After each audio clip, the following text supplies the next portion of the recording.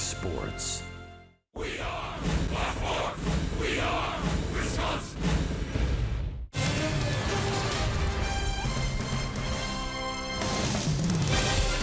Saturday afternoon in Chicago, and the Brewers and the Cubs ready to play Game 3 of this four-game city from the friendly confines, Wrigley Field, Chicago. And it was not so friendly to the Brew Crew yesterday. Walk-off, Montero.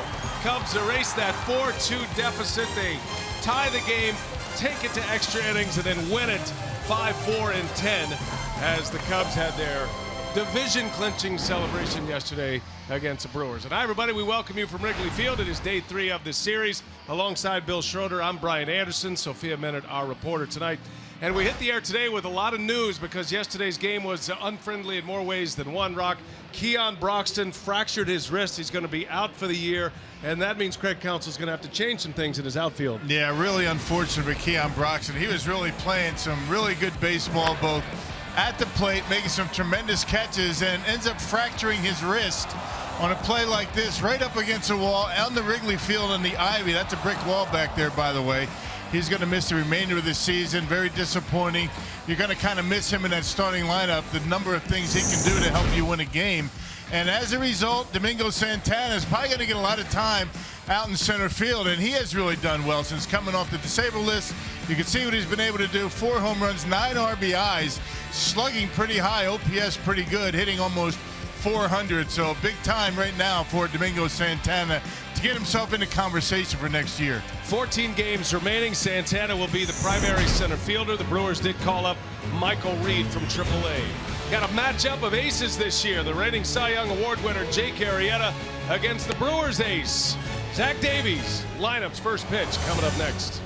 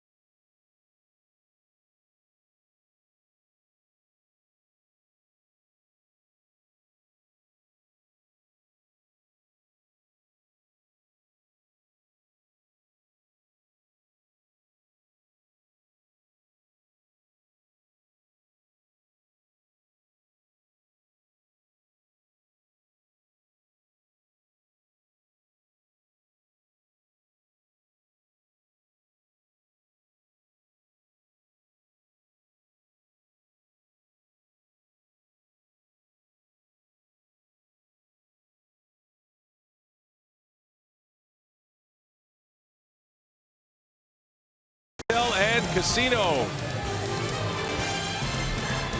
Day baseball, Wrigley Field, Chicago, and we're glad you're with us today. Brian Anderson with Bill Schroeder, Sophia Menard, our reporter. Today's game being produced by Dan Keener and directed by Mark Vittorio.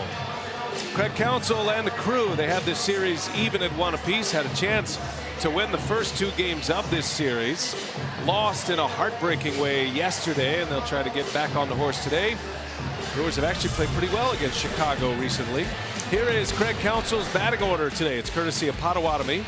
VR, Jeanette, and Braun at the top of the order. In the middle goes Chris Carter. Hernan Perez will be in right field with Domingo Santana, the new center fielder with the Broxton injury.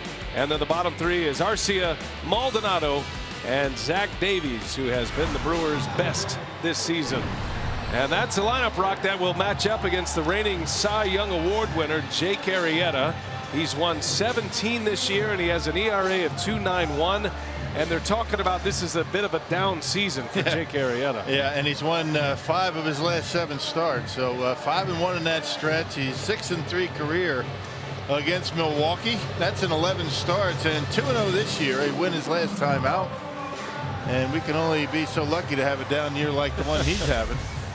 Now let's check out the Cubs Menards defense for this afternoon. A lot of the regulars sitting this one out once again today. Coghlan, Almora, and Caesar in the outfield. You got Vistella, Baez, Kawasaki. Chris Bryant gets his 6th start this year at first base, and Wilson Contreras doing the catching. Here's Jonathan VR. First pitch swinging and a fly ball into left field. That is going to end up in the seats. VR looking for the quick strike. And we are underway here at Wrigley Field, and a Brewer fan coming up with that foul ball. That's away. It's going to be a sellout today. Big crowd filing in on a Saturday afternoon. Beautiful weather. Sun shining brightly. The wind is blowing out a touch toward right field here today. Cubs celebrated their first division title since '08. The Brewers beat them Thursday, but the Cubs would find out later in the night that the Giants beat the Cardinals, and that secured the division title. But they made sure they didn't stick around for a celebration. They came back yesterday, played the game, won the game. They were going to have a division winning celebration regardless, and the Cubs did win in extra innings yesterday, and they had the celebration on the field and all those great photo ops and those moments for the fans and the front office. And even Theo Epstein went out into the bleachers yesterday in disguise, the general manager. Yeah, what a season they're having, but it could all be for naught if they don't win the World Series. A lot of pressure on the Cubs to continue winning, and it'll be interesting to see how Joe Maddon navigates his way through the remainder of the regular schedule. A lot of his guys getting today off. Be a leadoff walk for Arrieta. Umpiring crew is in place. That is Angel Hernandez calling the balls and strikes. The crew chief is over at first base. Ted Barrett, Will Little, and Lance Barksdale are the 4-man umpiring crew rounded out. And here's Scooter Gennett. Hit a key home run yesterday that gave the Brewers the lead late, a 2-run shot. He's found that home run stroke. He's hit 13 this season, which is a new career high for him. Every home run Gennett and VR hit the rest of the year will establish new career highs for those 2 players. And today they hit 1 and 2 in the batting order for Craig Counsell.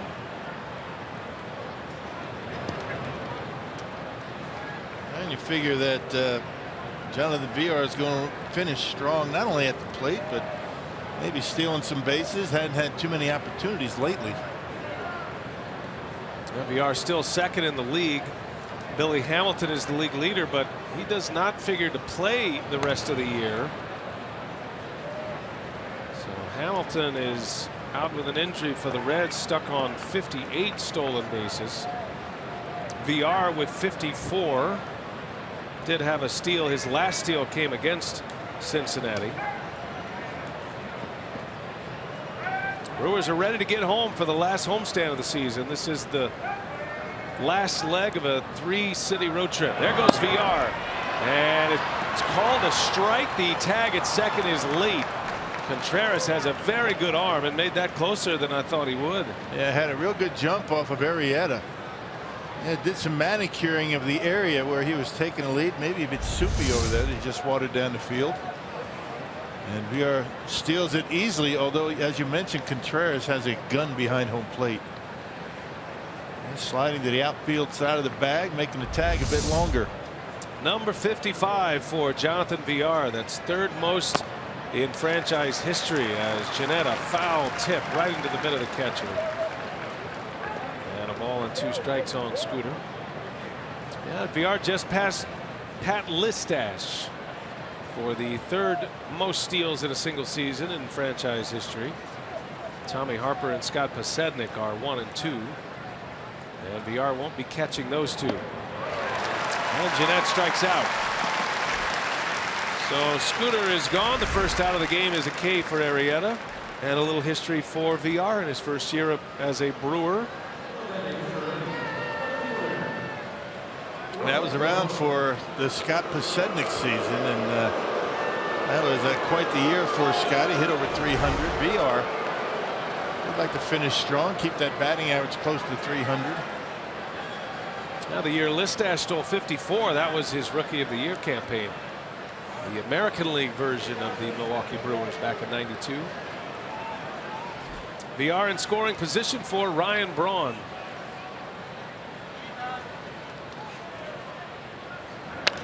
And Braun fouls it away.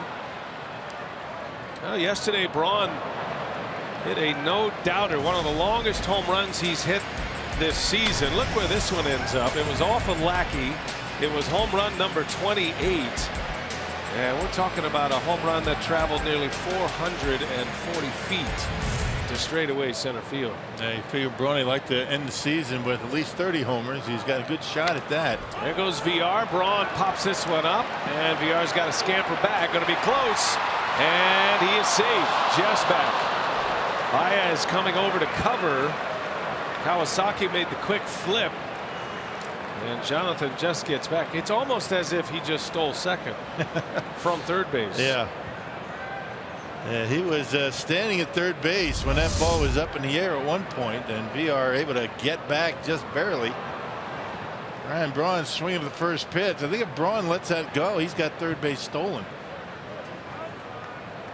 Not even close. Man, that was a great move by Baez. I tell you, Rock, you made a good point a minute ago. The field looks extremely saturated. Yeah. The infield especially, and certainly in front of home plate, is watered down. Well, we see it a lot, right? I mean, a base stealing team for Milwaukee.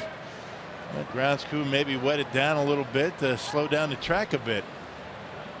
Got to be a mudda today, at least early in the game. You see the stark contrast in the dry dirt versus the watered down dirt with Carter at the plate. He swings and fouls at the first one. But it will dry out at some point. Won't take long. We're in the 80s, low 80s today. It's not going to stay that way for long. I'd like to say there's a touch of fall in the air, but that's not quite true yet. Last time you said that, we were here for a doubleheader. It was about 88 degrees with 100% humidity. You were joking then. No balls and a strike on Carter. 2 outs in the inning. VR at second base.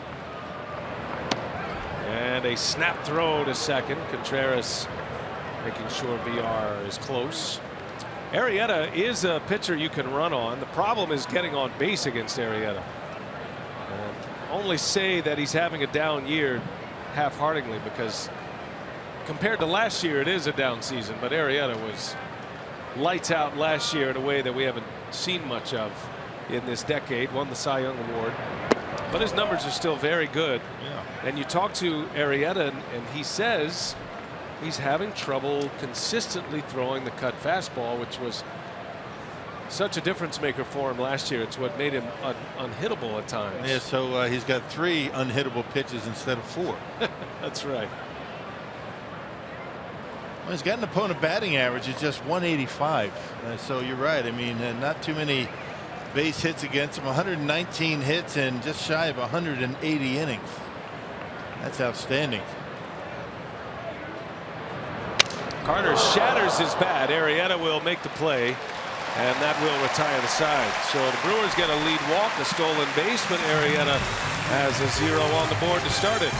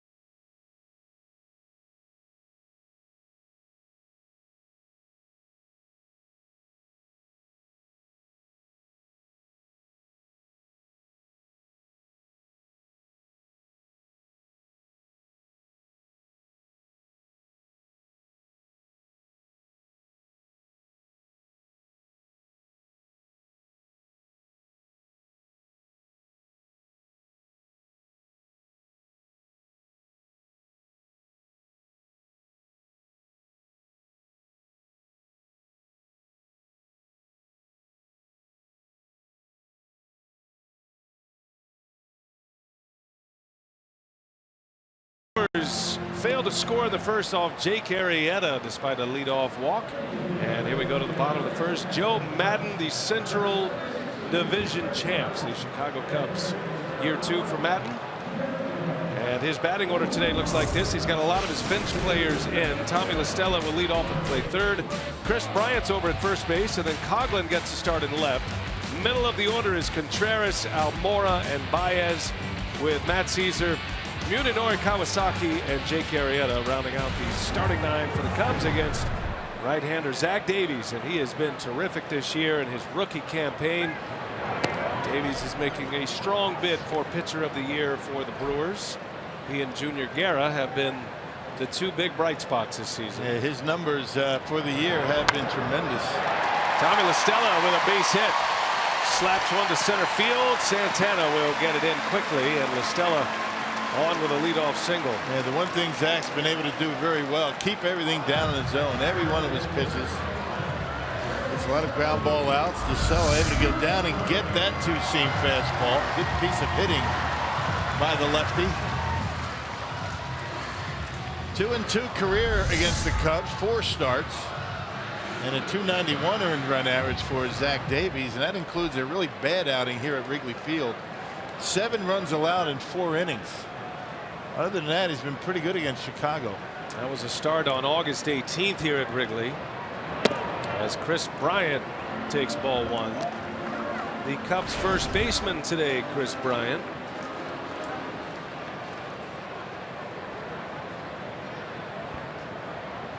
Rizzo gets the day off. Addison Russell the day off today. And Bryant in the right center. Santana is over. He can't get it. That's going to go into the ivy. La Stella is on his way around third. And he will score as Bryant is into third with an RBI triple. No, not a very good angle by Domingo Santana. This is where you miss Keon Broxton. Yeah, Broxton, I think, catches that one easily. That's how good he is out in center field. But yeah, Santana, a corner outfielder, has to play center field now that Broxton's done for the year. He doesn't angle back far enough over his head, and yeah, the Cubs with an early lead. Check it out. He goes across, should have gone back and over his head, and is still able to score from first base. RBI triple for Chris Bryant, his 3rd triple of the season. And the Cubs strike quickly here today against Davies. Runner at third, nobody out. Infield is in with Coghlan at the plate, and he sends one to right. That ball's well hit, and it's going to fly. Home run for Coghlan. 3 on the board just like that against Zach Davies and the Brewers.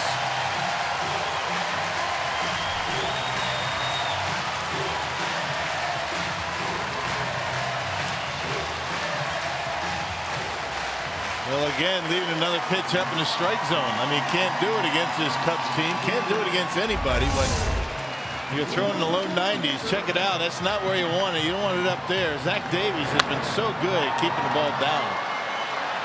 And with the wind blowing out to right, that leaves the ballpark easily. That is a hitter day at Wrigley Field. Pitchers beware on a day like this, and already Davies, 5 pitches into this game, is down 3-0. Here's Wilson Contreras, hitting 4th in this Maddon batting order today. He is the right-handed version of Anthony Rizzo, with the way he stands in the batter's box, stands right on top of the plate, daring the pitcher to pitch inside. You see more and more guys doing that these days.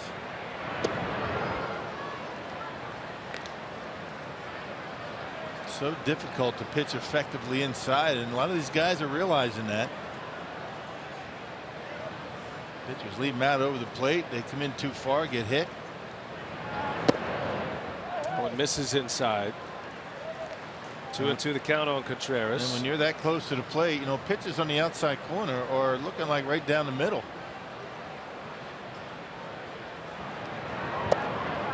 He tied him up. Good pitch. Davies gets the strikeout. His first out is a K, but already 3 runs on the board. Yep, on a 2-seam fastball. The Menards Brewers defense. You got Bron Santana Perez in the outfield.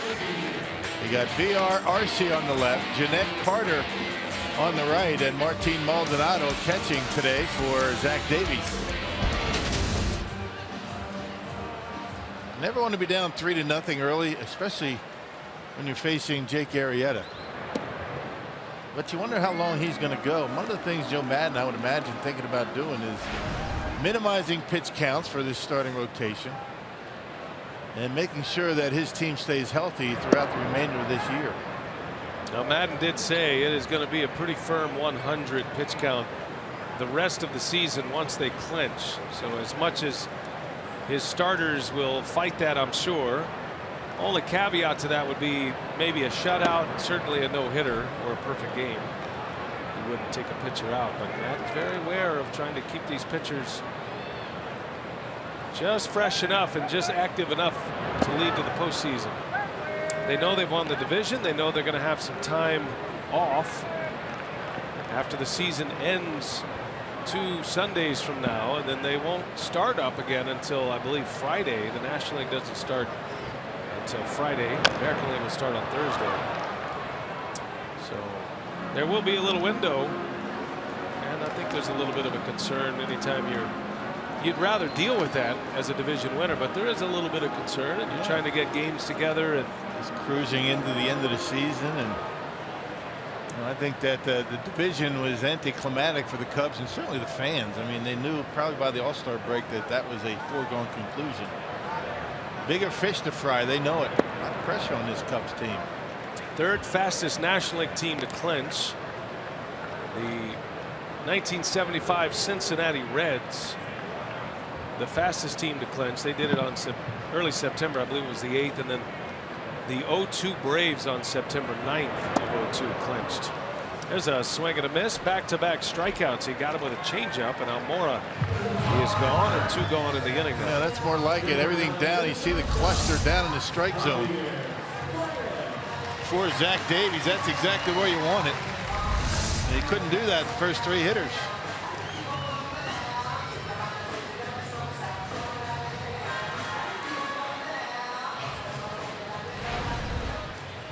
Javier Baez now at 2 away.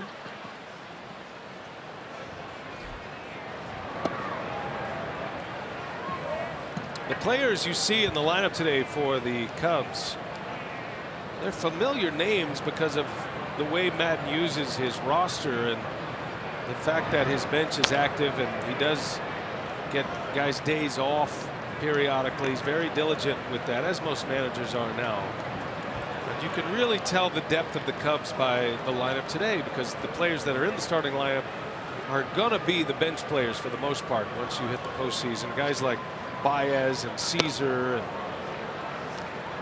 Tommy La Stella, these are key hitters off the bench, but they've played a lot of games this year. And this is their time to get some regular at-bats as they approach the postseason.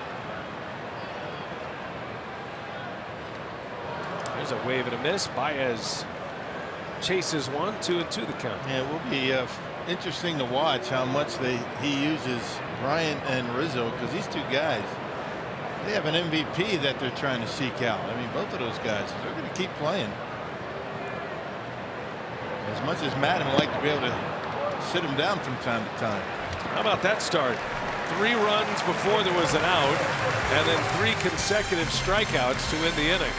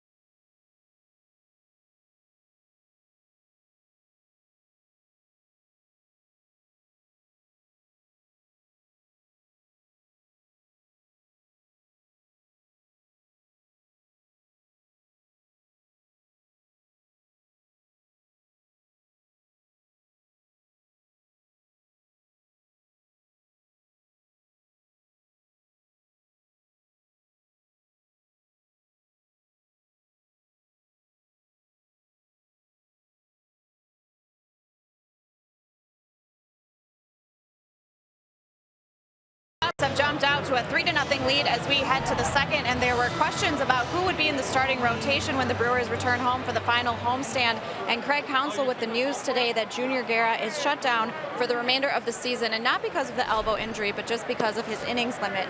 Between his time in AAA Colorado Springs and the 121.2 innings that he threw here with Milwaukee, that puts him at just under 150 for the season. So he said right now it's about looking ahead to next season and trying to get him to a point of getting to 180, 200 innings. He said certainly he was the biggest surprise for us this season, and a lesson for everyone to take advantage of the opportunity that he created for himself. He forced his way into the starting rotation and earned his spot, and certainly earned a lot of consideration for the next season. Thank you, Sophia. I want to follow up with that. Let's check this pitch here from Arrieta on Hernan Perez, who starts his inning.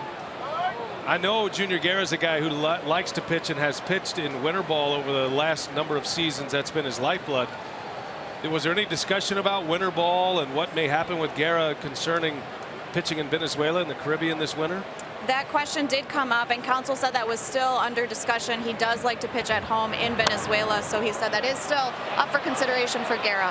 All right, thank you, Sophia. As Hernan Perez dumps one into right field, a base hit. And it's a big deal for those guys. I mean, they have a lot of pressure on them to pitch in their hometowns when they go back home for the winter. And you imagine that even if he does pitch, it's not going to be a whole lot. The Brewers are certainly going to keep a watchful eye on that if in fact he does. But I can't believe that the elbow issue isn't a small part of the decision to shut him down. I mean, I think they wanted to bring him back and make sure he felt healthy, and for as much as Junior Guerra's peace of mind in the offseason as the Brewers knowing what they have going into spring training. So the elbow healthy, so he doesn't really have much more to prove at this point. I'll tell you, it's incredible we're even having this discussion with Junior Guerra, right? I mean, he's a 31-year-old journeyman pitcher, converted catcher, could hardly find a job, non-roster invitee, made the ball club. And now he's being treated as if he's a 25-year-old prospect, and rightly so. Yeah. He's earned that right. One of the best starting pitchers the Brewers have had all year. I mean, most consistent. He and Davies, two guys that weren't even on the team to start the year. It's going to be interesting to see what happens going forward, going into the offseason and into spring training. Well, now the Brewers, you start looking at the depth of the starting rotation as Arrieta delivers to Santana, misses inside. But I don't think anybody expected Davies, and certainly not Guerra, to be this good. So you need depth to make a run at a division title or a postseason, and now the Brewers feel like they have it. Now it's imperative that Jimmy Nelson and Willie Peralta can get back to where they were, can elevate. That ball is ripped into center field, but that's going to be run down. Almora got a good jump on that ball, and Santana lines out for the first out of the inning. Yeah, those guys have to step it up. Matt Garza, the Brewers have him for another year. And you talk about the big surprises in that starting rotation, but how about guys like Villar and Perez? Nobody really expected. They really didn't know what to expect coming into the season with those guys. You didn't know what Villar was going to do. Perez wasn't even on the roster, so there have been guys that have stepped it up. And I think the Brewers have, feel as though they're further along in this rebuild than they thought they'd be at this point because of guys like that. Yeah, the rebuild has created opportunities, and a number of players have taken advantage. It's been fun to watch. This ball club has played hard this year. They've been competitive in certain spots. I think the consistency is what's lacking right now, showing up every day, playing the game right and well every day. And not every team does that every day, but the winning teams do it most of the time. Well, experience, that's what it takes, and that's what these guys are getting. Orlando Arcia at the plate with one away. These are the kind of matchups you love too. You've got young players on the roster in an environment like we have here at Wrigley against one of the game's best pitchers in Arrieta. Arcia has been impressive in this series. One thing you can tell right away watching him play in this 3-game set is that he is not afraid of the spotlight. No. He thrives in it. Homered yesterday, had a key 2 RBI double in the opener on Thursday that gave the Brewers the lead. And he's been magical at shortstop. He has been everything everybody thought he would be, and that is saying a lot, because it is hard to match those expectations in the big leagues. Got a chance to turn two here. Ariel puts it right on the bag. Kawasaki with a nice pivot and a 1-4-3 double play to end the inning.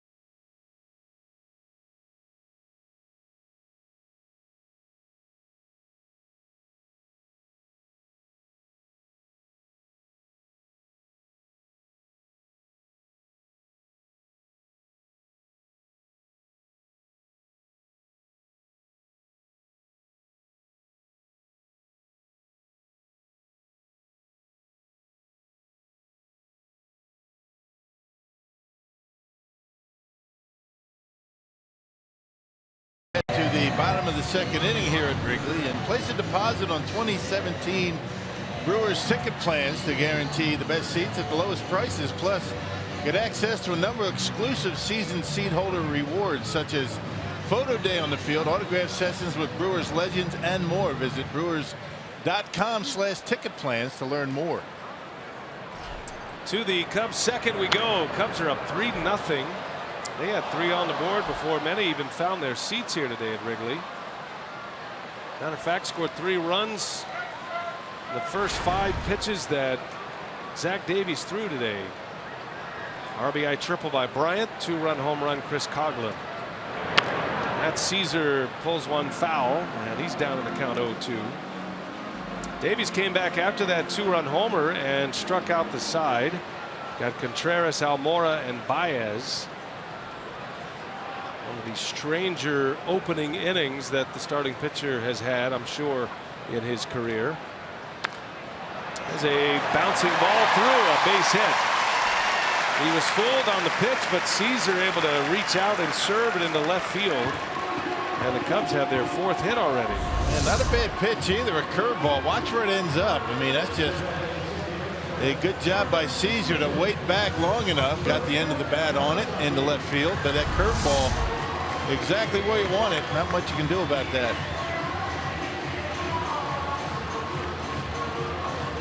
Here's Munenori Kawasaki, the former Blue Jay.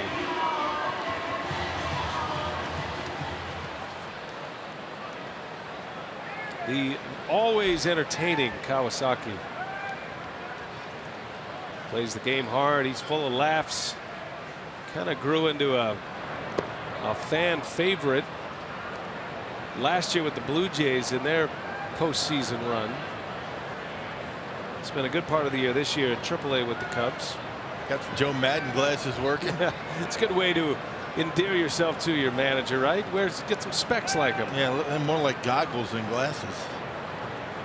Only adds to the mystique. Runner goes. Maldonado's throw to second, right on the bag, and a tag by Arcia. And Caesar is gunned down with no problem. Maldonado is firing on all cylinders right now. And Zach Davies does a really good job holding runners and getting the ball to home plate quickly. Yeah, that's easy pickings for Maldonado. I mean, that's no chance right there for Matt Caesar. Those are the guys that Maldonado loves to watch run, and he's going to throw them out every time if he has a chance. And now a little pop up into left field, easy enough for Braun, and there is the second out. So 2 gone in the second inning with Arrieta coming up. Had 2 pretty good throwing catchers in the game today. I mean, both of them have really good arms. I feel like a Bill Schroeder catching instructional is going to be happening today with these 2 guys. Villar stole a base on Contreras. Sold on Arrieta. Good point. That's part of the catching fraternity, sticking up for each other. That's right. Don't ever. It's not his fault. Big difference between Arrieta, of course, you know, he doesn't allow too many guys on base, but you know, Zach Davies very good at holding runners, helping his catcher. Arrieta doesn't worry about it too much. Davies knows he has to treat Arrieta like a position player. This guy can hit. He's got a .276 batting average this year. Extremely high for a pitcher. And Davies has fallen behind him 3-0. Arrieta's hit 2 homers this season. He has 7 RBIs and just 58 at bats. And how about a green light on 3-0? Why not? Pretty good pitch. What percentage of pitchers get a green light on 3-0, Rob? Not many. Arrieta, the second highest batting average. Patrick Corbin of the Diamondbacks. He was a great hitter, a lefty. And there's a shot. Arcia gobbles it up. And Arrieta is out. And Davies puts up a 0 in the second.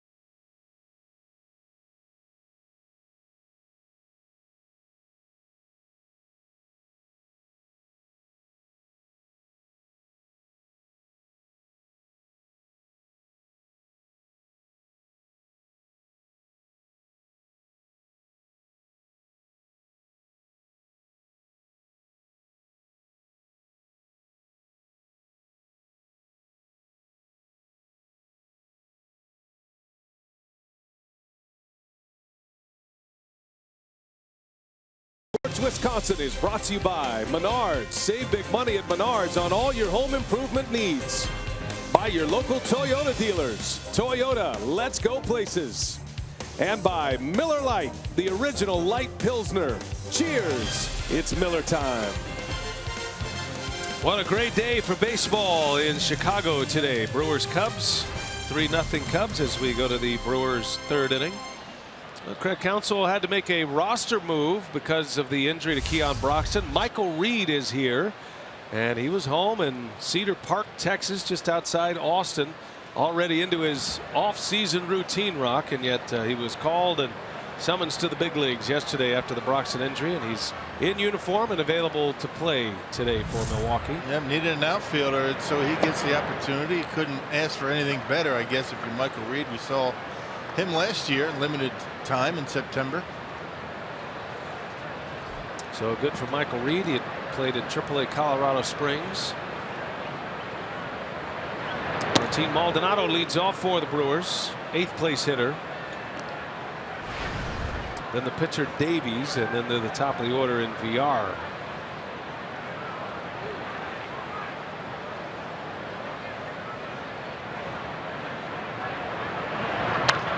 Maldonado pops this one up, fighting the Sun Kawasaki, and he's got it for the out. One away. Hey, don't miss the last student night of the season coming up on Friday, September 23rd.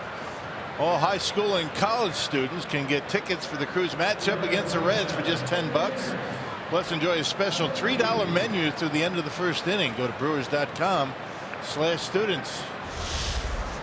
One away. Here is Davies, the Brewer pitcher. It's not just the injury to Broxton that the Brewers are concerned about. He's on the disabled list. He's done for the year with that fractured wrist. But Kurt Neuenhuis has an abdominals injury, a strain, and not sure what the story is on Neuenhuis. He's going to go back to see the Brewers doctors on Monday. Craig Counsell said it's possible he could come back, but they really won't know until Monday. And what they do know is he will not play today or tomorrow, and so that's why the need to call on Michael Reed to give him some help on the bench as far as outfielders go. Now Santana becomes the everyday center fielder, you would think, and Perez will certainly play a lot of right field.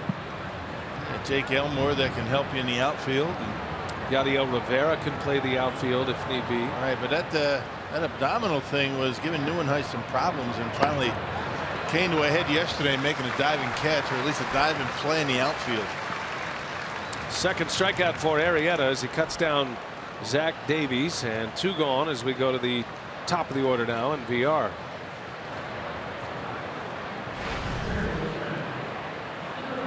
One thing to note about Michael Reed is the fact that the minor league season ended on Labor Day, so it's been about 12 days, exactly 12 days without any baseball, any live game action for Michael Reed. He was already, as I mentioned, shut down, off-season mode, back home.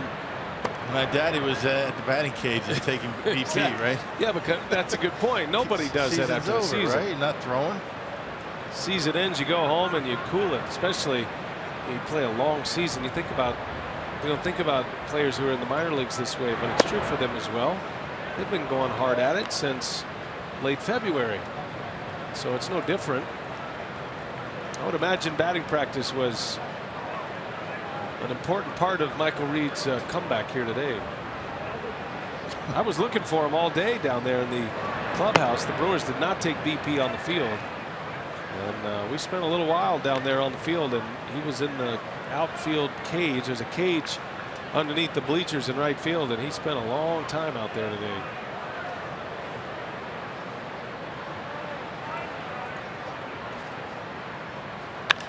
VR on the ground, too short. This is going to be a 3-up, 3-down inning for Arrieta, and he's mowing him down right now. 1 hit so far, 1 walk. Arrieta has a shutout in the books right now.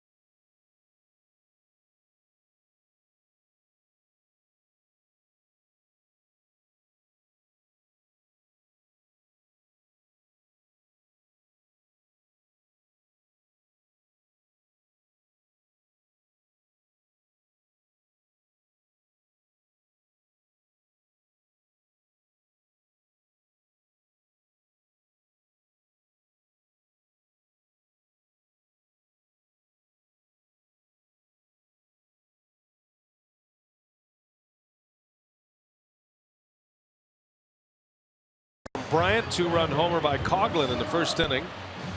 And we go to the bottom of the third. Our Carsoup.com trivia today. Who are the 3 active managers to have won 3 Manager of the Year awards? Joe Maddon's won one in each league thus far. He's one of a handful to do that, one of 4. And he might have a Manager of the Year selection this season. The kind of year the Cubs had, the runaway train in the National League Central. Yeah, maybe Dusty Baker. The Nationals have had a really good season. About Dave Roberts' first year. Yep. I think that would be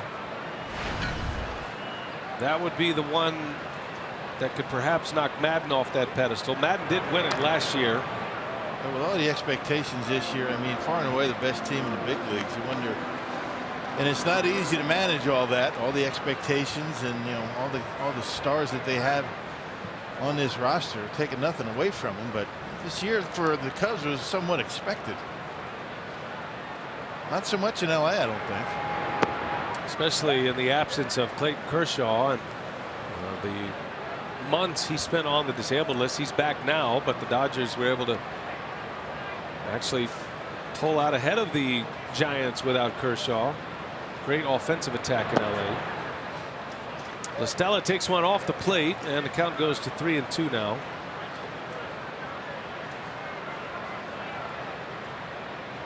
La Stella had a single that started that 3-run first.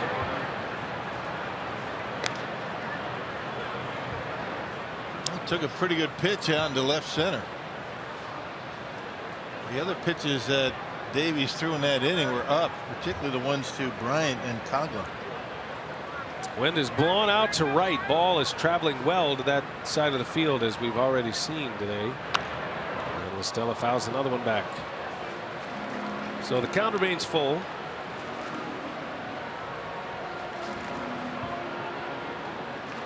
A lot of big games across Major League Baseball today. We'll be tracking throughout our broadcast, specifically that Giants-Cardinals game in San Francisco. A swing and a foul out of play. Matter of fact, the Giants have already won today. They beat the Cardinals 8-2. San Francisco had a 6-2 win on Friday. There's a bouncer to Carter, and he'll take it himself. So this is what the wild card situation looks like right now. The Giants occupy the top spot. The Mets are in the second wild card position with the Cardinals 2 back. And the Mets got news today that Jacob deGrom has an ulnar ligament problem, an ulnar problem in his elbow. They don't think it's going to be major surgery required, but there is going to have to be a surgery, and they're going to shut him down the rest of the year. Yeah, it's going to have a big impact on the Mets' chances to get into the postseason. Of course, they have a 2-game lead over the Cardinals, who were swept in San Francisco.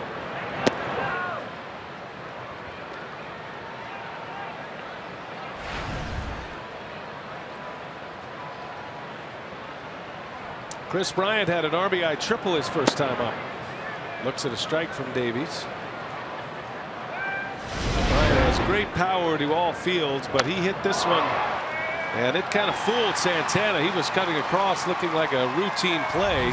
Ends up over his head for an RBI. I saw a nice short stroke from Bryant, and that pitch up in the strike zone, and that's not where Davies wants to throw the baseball. He needs to stay down around the knees.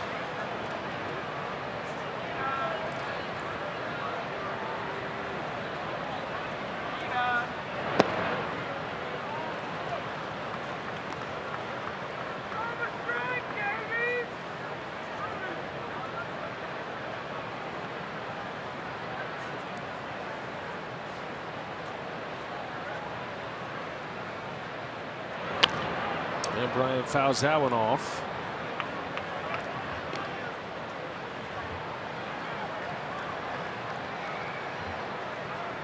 (3-2) to Bryant. He and Rizzo, the 2 favorites to win the MVP. You have to put Daniel Murphy in the category as well. Murphy is having a very good season for the Nationals. He leads the league in hitting, second in the league in RBIs. But I'm not sure even Daniel Murphy, who's on a first place team, is going to be able to stop the tide of Anthony Rizzo and Chris Bryant this year. There's a called strike 3, and Bryant is rung up. 2 up and 2 down for Davies. And you see that DJ LeMahieu has now tied Daniel Murphy for the batting average atop the NL in the batting average department. Both of them at 349 coming into play today. LeMahieu and Arenado, big years over there in Colorado. Brewers are going to see those guys last series of the year on the road. Here's Chris Coghlan now, and a little half swing at the first pitch. Davies changed him up to a breaking ball to get him out in front. Coghlan hit a home run on a fastball his first time up.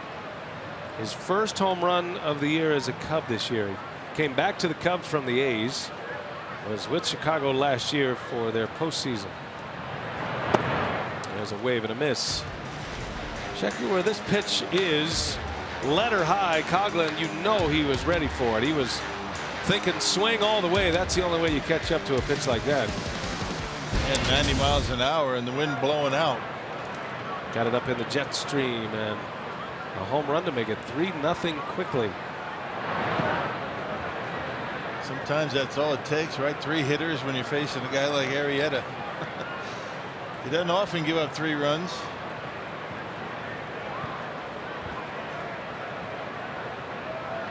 One ball, 2 strikes on Coghlan. Right back to Davies, and that'll be it for the Cubs in the third. 3 up and 3 down for Zach Davies, his best inning so far. 3-0 Cubs.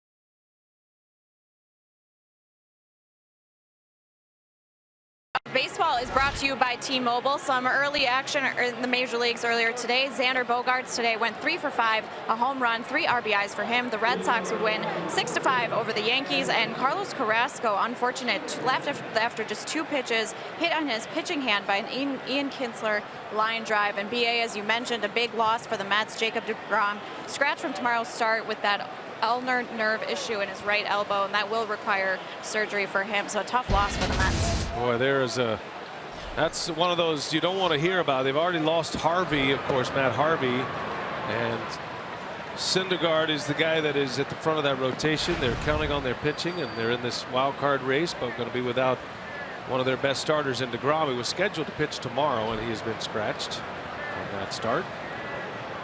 Scooter Gennett starts the 4th. The Brewers and the Cubs, 3-0 Cubs. Arrieta has only given up 1 hit. Immediately got a double play to end the inning.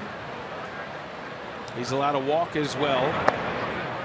1 over the minimum through the first 3. Washington and the Dodgers are the other division leaders in the National League. And the Nationals might be the next team to clinch. Washington's elimination number is 6 over the Mets. There's a bouncer to third, and it's knocked down. And no play. La Stella got a glove on it, but not able to get it cleanly. And Scooter Gennett will reach on an infield hit. Hey, you figure that is going to be a hit, but you never know. Kind of protective of Arrieta. Scoring that an error. Yeah, catch a Jake Arrieta gift right there. That would have been a tough play. On the backhand, look at the hop comes up on him, and going to give him an error. I guess the decision you have to make as an official scorer, if he comes up with that ball cleanly, can he throw out Gennett? Yeah, he can. That was a tough hop. That was not a normal play. That's how you win earned run average titles right there. Well, right now Arrieta is 8th in the league in ERA. The Cubs have 3 of the top 8. Hendricks is the National League leader. Kyle Hendricks has an ERA of 2.03. John Lester is 2nd, 2.40, and then Noah Syndergaard of the Mets is 3rd. And that gets by Contreras. Wow, that is an extremely wild pitch. And Gennett ends up at second base. Those funny angles behind home plate. Yeah, right behind home plate, almost like a V. And watch what this hits. And it kicks over toward the Cub dugout, and well, now the Brewers have a man in scoring position. The unusual shape here at Wrigley, that was done when this stadium was built to accommodate football. That's why there's some interesting angles here. The Bears played here until 1970. This was their home field. Yeah.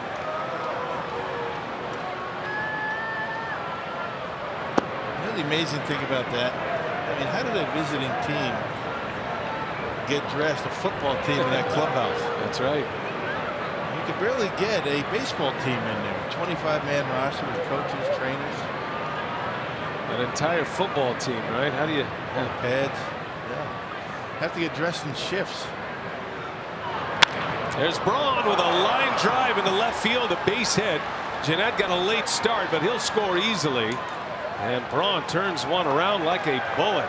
And the Brewers are on the board. Braun with an RBI, his 84th of the season.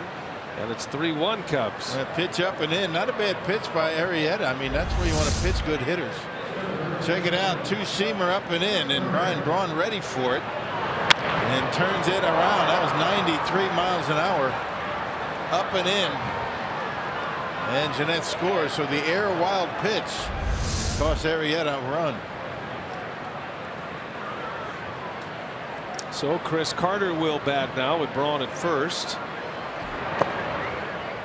Say one thing that we have seen this year, and you didn't know how Ryan Braun was going to come back. He had the back surgery. He's been dealing with that thumb that requires periodic shots to numb the nerve in the thumb, but he has taken that place back as one of the game's elite hitters.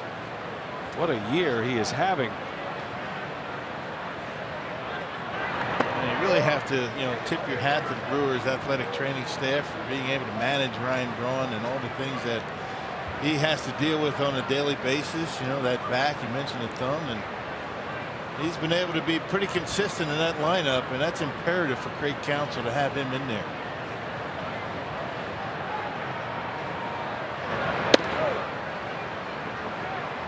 It's such a different look, that Brewers batting order, without Ryan Braun. Brings that star power. And the fact that he hit that inside fastball from Arrieta, pulled it like he did. That's a vintage Braun. That's what he used to do before the injury. Carter fouls it back. Now Ryan's been running a little bit this year as well. We'll see if he tries to take second base at some point. Yeah, up and in, and Braun just turns on it. Most of his spray chart to the pull side is on breaking balls. Turned on a fastball that time. Carter takes one inside, ball 4, and the Brewers with a run in now have 2 on. As Chris Carter draws the walk, that'll bring up Hernan Perez. Second walk for Arrieta. He started the game by walking Villar. That's his 71st walk in 180+ innings. Here comes Chris Bosio. Imagine there hasn't been too many visits between Arrieta and Bosio in the middle of an inning this year. Maybe the last 2 years. Oh, he spotted something he doesn't like. Arrieta was cruising along till his 4th inning. The first play of the inning scored as an error. Jeanette lashed one down the 3rd baseline. Goes to second on a wild pitch, scores on an RBI single by Braun. Now Carter is walked, and here is Perez. Nobody out, 2 on.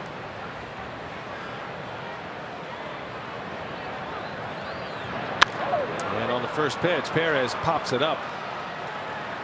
Infield fly rule is the call. Kawasaki makes a catch for the out. Runners can go at their own risk on the old infield fly rule, but the batter is going to be out regardless. And sometimes not a bad idea just to let it fall and see if the runners understand the rule. You'd be surprised how many would be fooled by that. Especially in that scenario, right, where ball lands on the ground, you're, oh, this is a force, I gotta go. That's why they have the infield fly rule, so you can't just let the ball drop on purpose and turn a double play. Or if the bases were loaded, you'd have a chance to turn a triple play.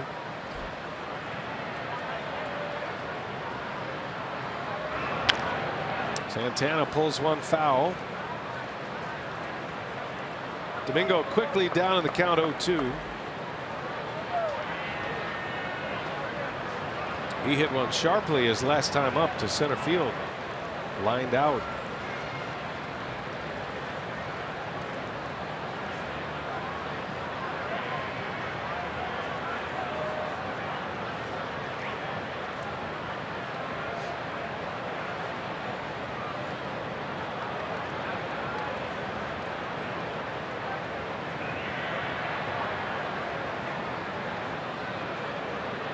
Arrieta has the one he wants. Santana right back to Arrieta, and that's going to start a 1-6-3 double play. That's the second double play that Arrieta has started in this game, and what looked like a promising inning ends quickly. Brewers do score though, and it's 3-1.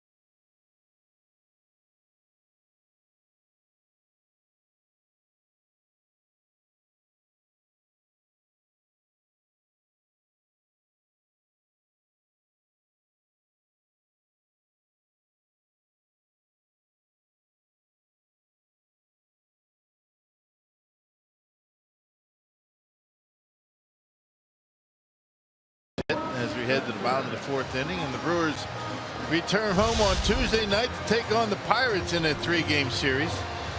That will go from Tuesday the 20th of September through Thursday the 22nd. In the final meeting of 2016, go to Brewers.com for tickets. Brewers will wrap up this series in Chicago tomorrow afternoon, then a day off Monday, and then that Pirates series begins Tuesday. Pirates and the Reds make up the last 6 home games of the season. First ball swinging is Wilson Contreras, underway in the Cubs 4th. 3-1 Cubs now. Chicago with 3 in the 1st, and the Brewers just scored an unearned run off of Jake Arrieta. RBI single by Braun. A strike on the inside corner. 0-2 the count on Contreras. He says, "You sure about that, Angel?" Might have got a break. 0-2, Maldonado back in there. It's away, and Contreras lines it into left. And a big turn by Contreras. That's a good pitch again. I'll tell you, Matt Caesar took a really good curveball from Zach Davies for a base hit. Look at this pitch. Down and away, not even a strike. And look at Contreras. I mean, just flips the bat out there, finds the hole, and into left field.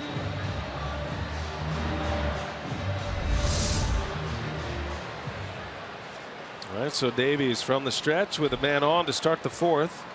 And here is Alberto Almora Jr.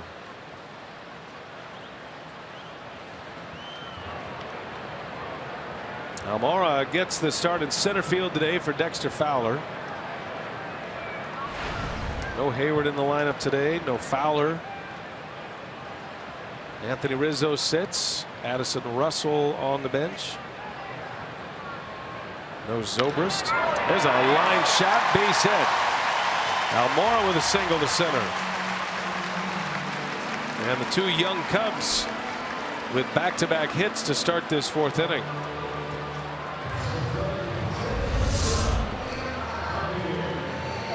Another pitch that wasn't bad. It was up, but the cutter off the corner, but upstairs, and Almora able to hit it hard. Cubs are hitting some pretty good pitches today.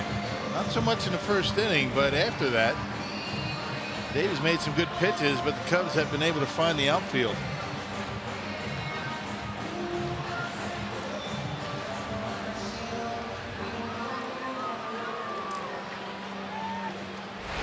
Well, Javi Baez now with 2 on and nobody out. A spot where Davies could use one of those ground ball double plays.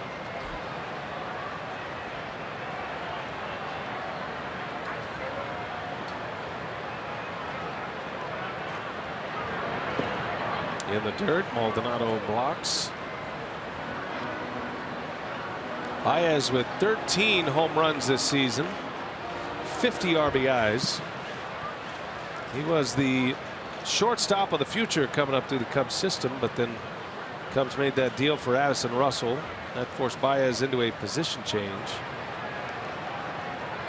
And he's handled it well. He's played all over. Can play a little left field as well. Third, short, second. He's got a great throwing arm. He's a quick tagger as well. He's made a lot of headlines this year with his ability to catch and tag, whether it be a throw from the catcher or a pickoff. Has that trait as an infielder where you can go into a slide, like a slide on your knees, catch the ball, tag a batter, or a runner, I should say. He's a good athlete. He doesn't walk a whole lot. He's a free swinger. He's got big power. He can play anywhere, as you mentioned. A very good defender. He's an interesting study in analytics because the Cubs presented him with some numbers when he was first coming up. Now, he first came to the big leagues in 2014, the year before Madden arrived, as a big prospect with big power. And we were here when he arrived, and as he draws the walk now, but he had one of the biggest hacks you'd ever seen. But But he's a guy that couldn't hit the high velocity with that swing, and so they presented him with the numbers. And he had a little tweak, and a very good player. He's still a guy that hadn't shortened up a whole lot. He still takes a pretty good swing, but he's a little bit more under control these days. Doesn't get cheated, let's put it that way. Well, this inning is turning into a dangerous looking inning for Davies. The bases are loaded with nobody out. Matt Caesar at the plate.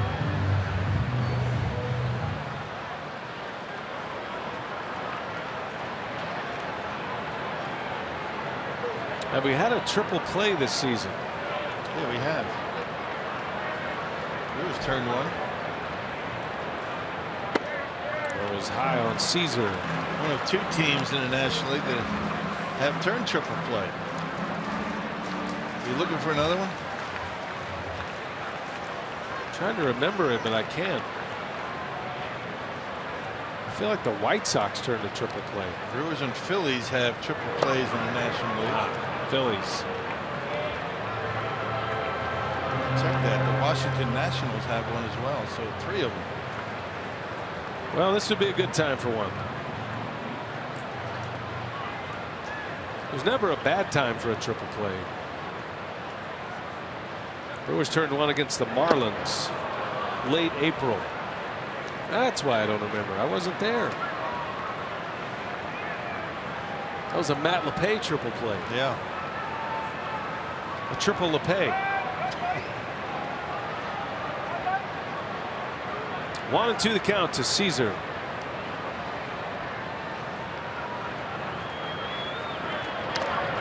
Just got a piece of it. The easiest way to turn the triple play is for Caesar to hit one right down the line to VR. Around the horn. Step on the bag, go to second, over to first. Earlier this year, April 30th, at Miller Park. Just what you're talking about, partner. It's a pretty easy. Easiest way to get the triple play, the conventional style. Aaron Hill, a good play over there at second. That was Rivera, I believe it was. Yeah, I was wondering who the second baseman was. With that Tough throw. strong He arm. handled a tough throw and able to turn it. And it was Zach Davies on the mound. How about that? There we go. That's why we showed it. And Martin Maldonado got one. Yeah, he is still down. Athletic trainer Dave Yeager out with him. Oof, like right off the kneecap, I think.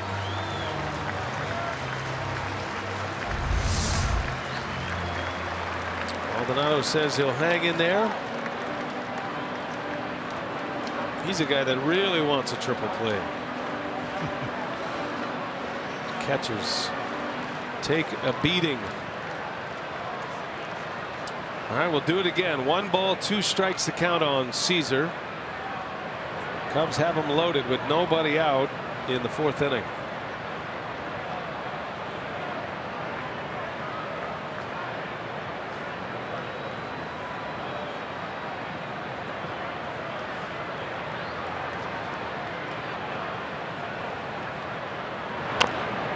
Fouled it off his foot. And Maldonado got one. Now he did it to himself right off the top of the foot. Good pitch by Davies. That's a triple play pitch right there. If you're going to get one, a ground ball to third, that's the pitch to do it.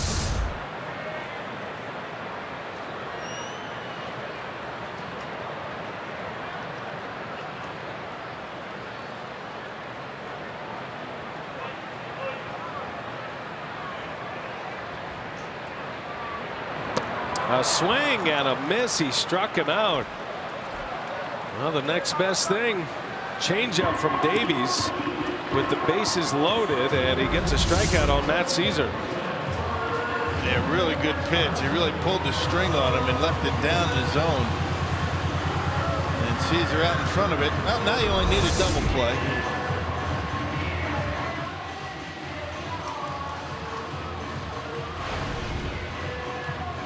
Kawasaki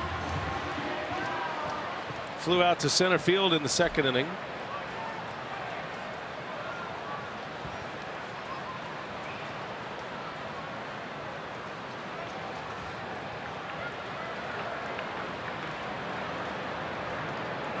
Kawasaki had a lot of years in Japan before he came to the States. Played in the Japanese major leagues. He looks young. He looks like a guy that brings that youthful energy because he acts that way. But he's actually 35 years of age. And you wouldn't know it by watching him play. Played over 100 games at AAA Iowa this year, the I-Cubs in Des Moines.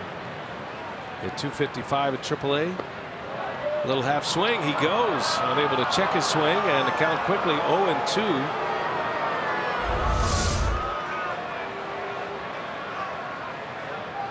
Yeah, he went. Could have gone either way, but home plate umpire Angel Hernandez called it himself.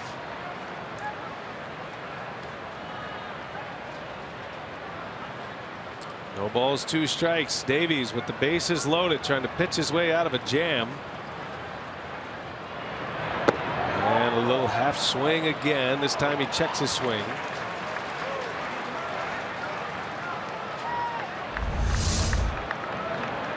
Changeup down and away.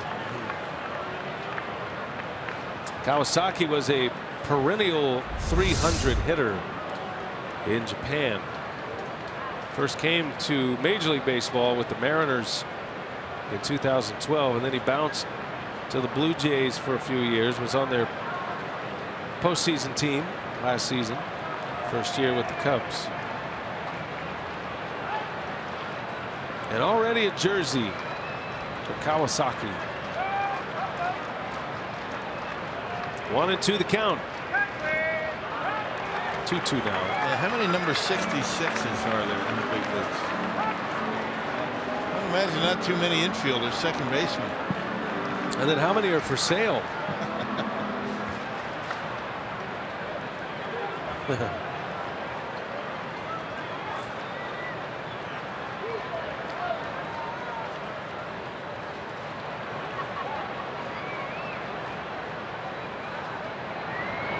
There's a swing and a shot. Oh, Arcia on a hop, flips to Jeanette, and a double play to get out of the inning. Kawasaki hit it like a bullet, but Arcia was right there and makes it look easy. Boy, this kid is special. 6-4-3 double play. Inning over. Bases loaded, nobody out. They come up empty.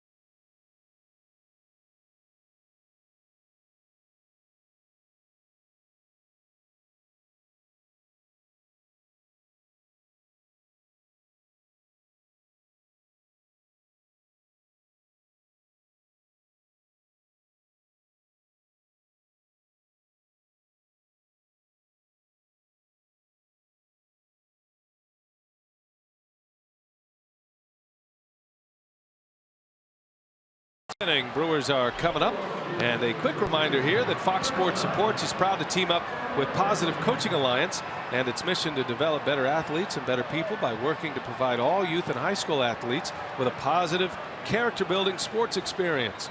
Visit foxsportsupports.com to learn more. Packed house at Wrigley Field to see Jake Arrieta and the Cubs take on the Brew Crew. Game 3 of this 4-game series. And Orlando Arcia will lead off. A heck of a double play he turned. To end the fourth. So talented. I mean, good balance. I mean, soft hands. Check this out. Not an easy play. A little backhand shovel pass over to Jeanette. Made that one look easy. He's got a lot of confidence, a lot of athleticism. Arcia hits one high in the air to left. Just missed it on the bat. And there to make the play is Coghlan for the first out of the inning. Well, Arrieta staked to a 3-0 lead in the first inning. Brewers have gotten one back. Braun with an RBI single. Davies has been able to pitch out of a jam. Bases loaded, nobody out, and the Cubs cannot score. And the Brewers are certainly in this one still. Yeah, just left a couple of pitches up in that first inning. Maybe you think about it, that triple by Bryant probably should have been caught in center field. Just made a bad pitch to Chris Coghlan. Ended up hitting it out of the ballpark, but hadn't made too many bad pitches since. Wind is blowing out today. It's a hitter-friendly day at Wrigley. Brewers hit 3 home runs yesterday.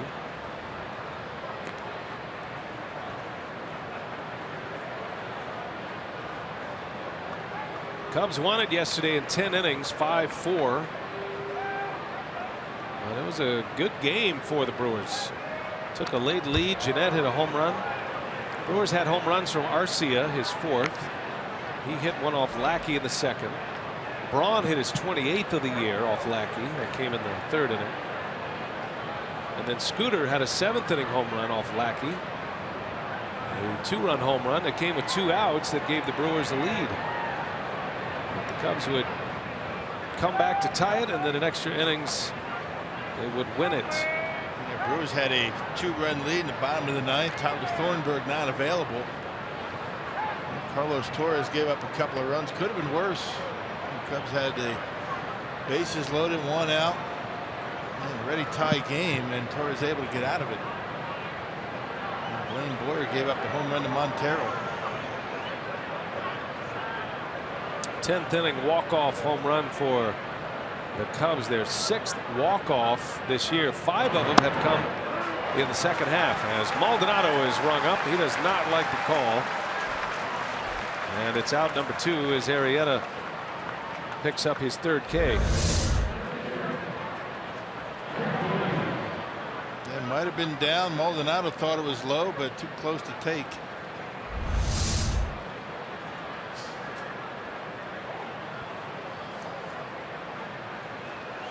Here's Davies now, the Brewer pitcher up there with 2 away.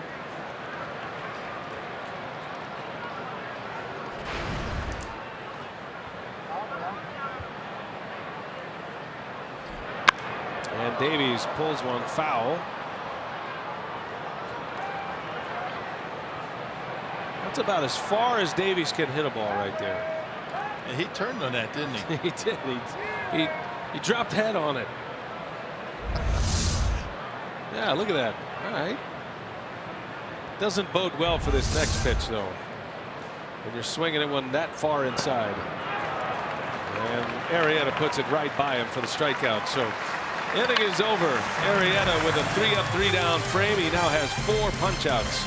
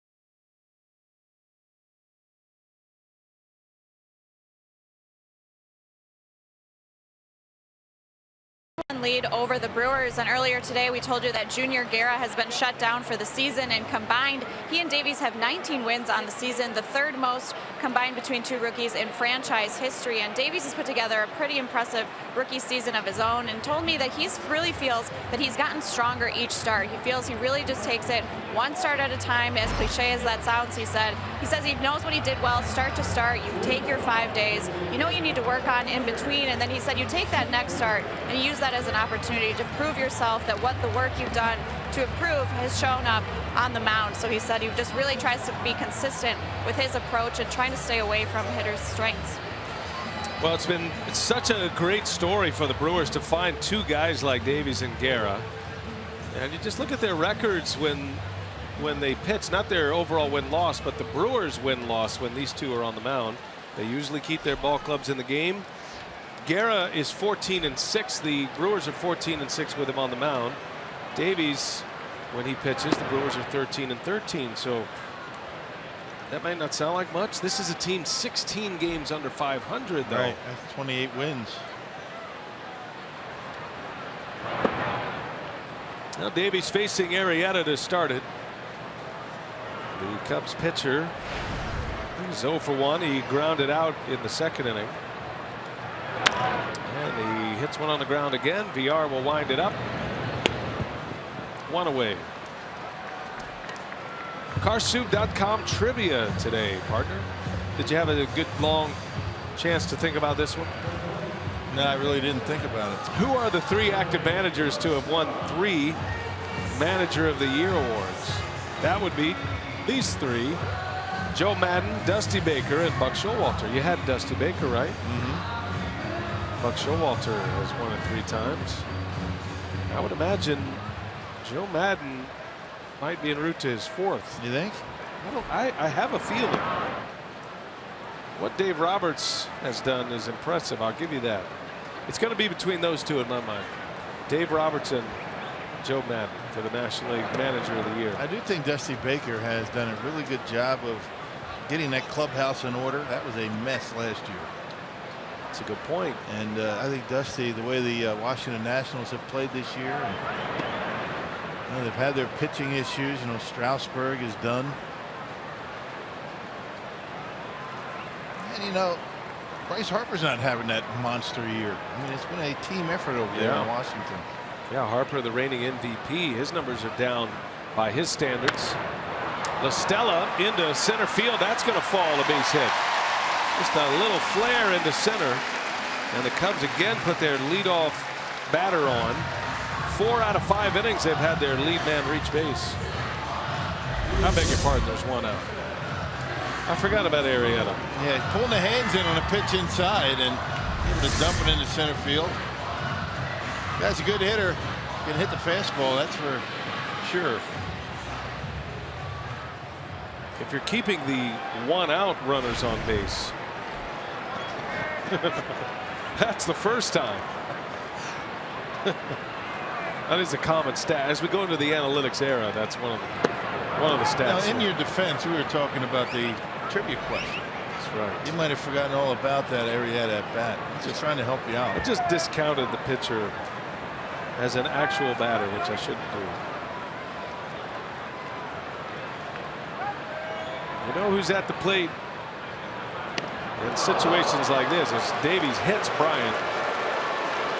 It's a very common occurrence. Chris Bryant this year has been hit a lot. Matter of fact, he is 3rd in the National League in hit by pitches. That's number 18 on the season. Yeah, Rizzo's right behind him.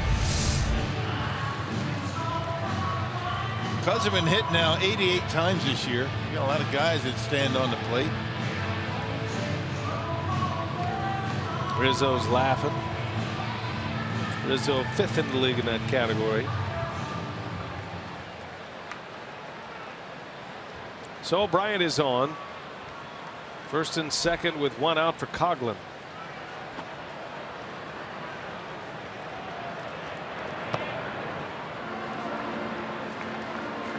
Right now, Coghlan's home run, the difference in the game. 1st inning, 1st pitch, home run for Coghlan. with a man on. He launched one into the bleachers in right, with the wind blowing out towards right field.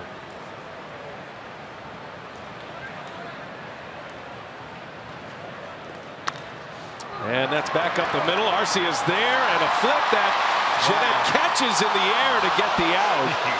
That's scooped out of his glove. He was trying to get it there a little firmer for Gennett to have a chance at a double play, but the fact that Gennett barehanded was impressive enough. How about that flip by Arcia? He's something else, huh?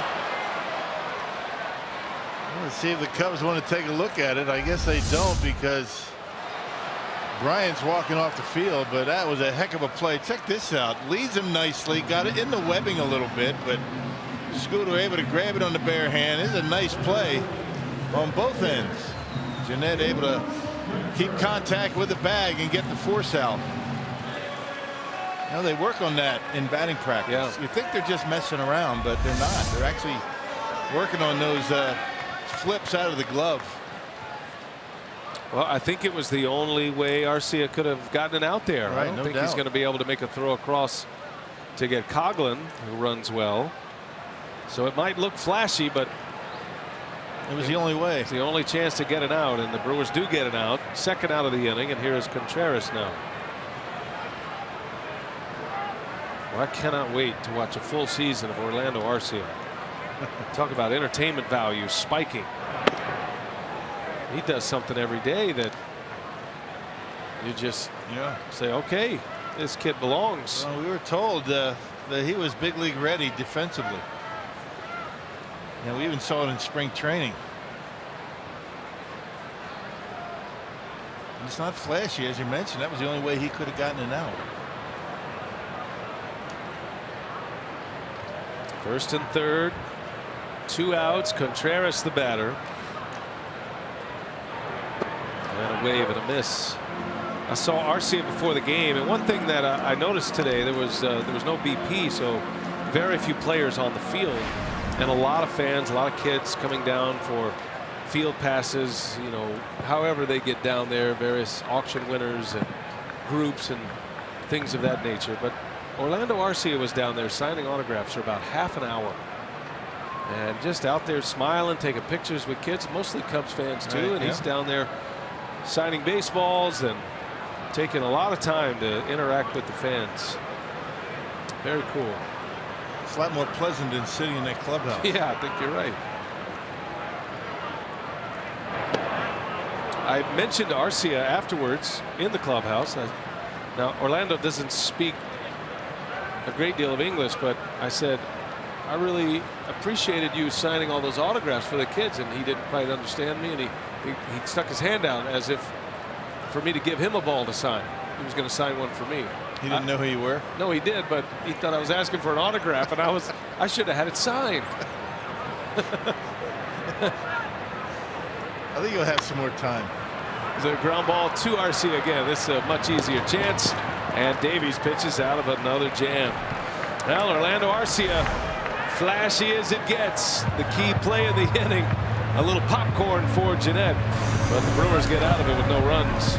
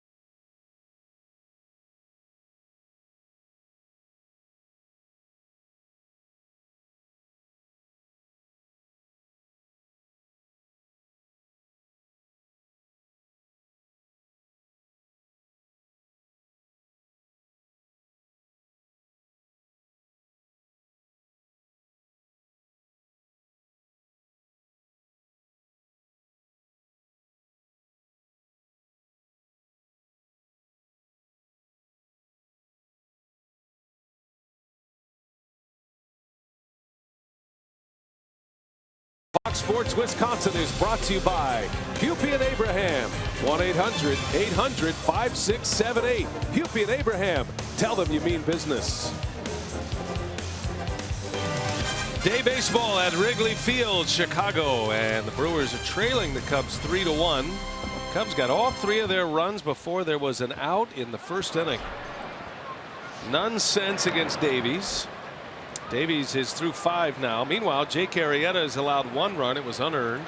Came in the 4th inning on an RBI single by Braun, scoring Jeanette, who had reached on an error. Arrieta, 5 innings, 4 strikeouts. He's issued 1 walk. And he faces the top of the Brewers order: VR, Jeanette, and Braun in this 6th inning.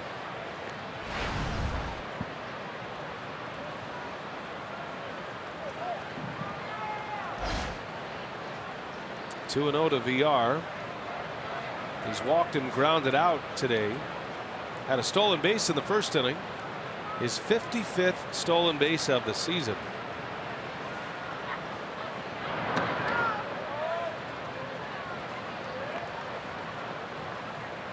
VR will be heading back to the Dominican Republic this offseason. I'm sure he'll play a little winter ball. Limited. It's a big deal down in the Caribbean to play winter ball for your country. It's a WBC year this year as well, coming into next spring. So all the various countries will be lining up their rosters. Yeah, they're expected to play when they get home, at least a little bit. They don't have to play the whole season, but it's considered a snub if you don't play for your hometown team a little bit in winter ball.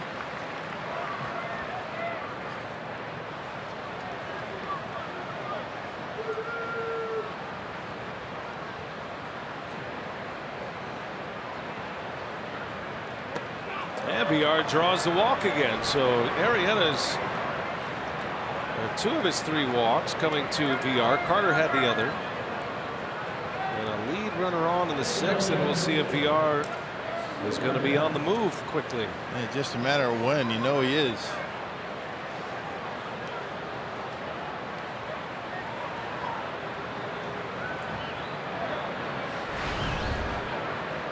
Scooter Jeanette reached on an error. Could have been scored as a hit. It was one of those in-betweeners. Could have gone either way. He ended up scoring on the Braun single. And Jeanette made up his mind and got an Arrieta breaking ball. Chased it. And curveball down. Scooter has had a lot of success on curveballs on this road trip. In particular, 0-2 curveballs.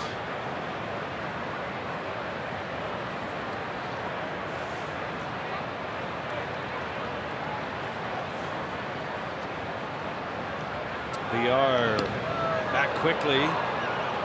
Goes to the back side of that bag at first base. Makes it a tougher tag on the first baseman. A little bit longer. Doesn't give him much surface area is the idea.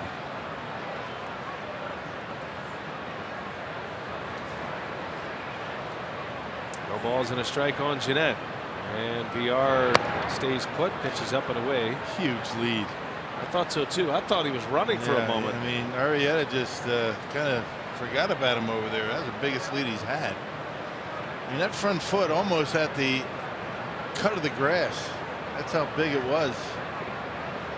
He starts out right there, but you know, as Arrieta gets into his stretch, he's going to get a little bit further off. Not this time. There he goes. Look how big that lead is. Even bigger this time. And there he goes. And Jeanette takes a throw to second and safe. Baez with that quick tag, but VR is in there with his 2nd stolen base of the game. Gives him 56 steals now. Just a huge lead. Look how big that lead is. Arrieta continues just to forget about him over there, but Contreras made it relatively close with the good throwing arm. And now Contreras on his way to the mound, gives us a chance to check in with Sophia. More on VR's stolen base quest. Well, the topic of stolen bases came up with Jake Arrieta. Coming into today, the Brewers had stolen 5 against him, and VR now has 2 on the day. And so Craig Counsell said, when you know like you're facing a guy like Arrieta who has stuff that is hard to hit, and you can try to take advantage of walks by moving runners along, he said, you know the hits are going to be hard to come by. You just need to create those scoring opportunities when possible. So he said when you can get a situation where a walk and a hit, maybe a stolen base can help you score, that's a point of being aggressive and trying to create an advantage there. And not only that, but you know, Arrieta's already turned a couple of double plays, so with the stolen base, you eliminate that. And 2 1-4-3 double plays turned by Arrieta to end innings. That's how the second ended. That's how the fourth ended. Brewers down 3-1. Jeanette in a 3-1 count. And Scooter slashes one left field, slicing. That is a fair ball. And it'll bounce up and out, and that'll score VR. So the stolen base pays off. It's an RBI double for Jeanette, and the Brewers are within a run. Not a bad pitch by Jake Arrieta. It was down around the knees. It looked like a changeup, and Scooter able to stay on it long enough. Well, now dumps it right inside that left field line. He did that first game of the series for a big double. To score a couple of runs. It's one of those fly balls that was most definitely influenced by the wind. That looked like it was headed into the seats. Instead, the wind blowing out to right kept it fair, and the Brewers in business here. Down a run with Braun at the plate. Nobody out. Strike 1 to Ryan.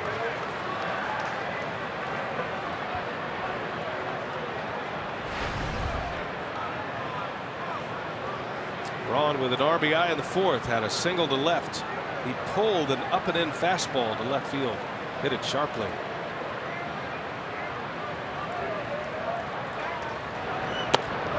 Almost hit him.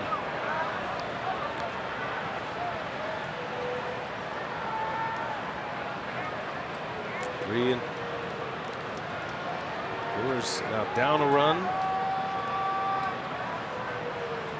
Cubs had a 3-0 lead in the first inning. Brewers are chipping away.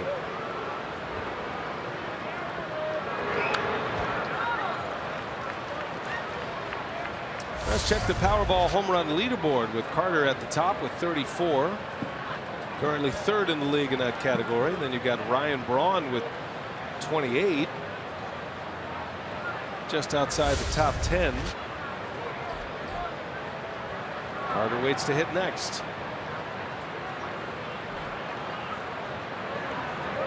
1 ball, 2 strikes on Braun. Tying run at second.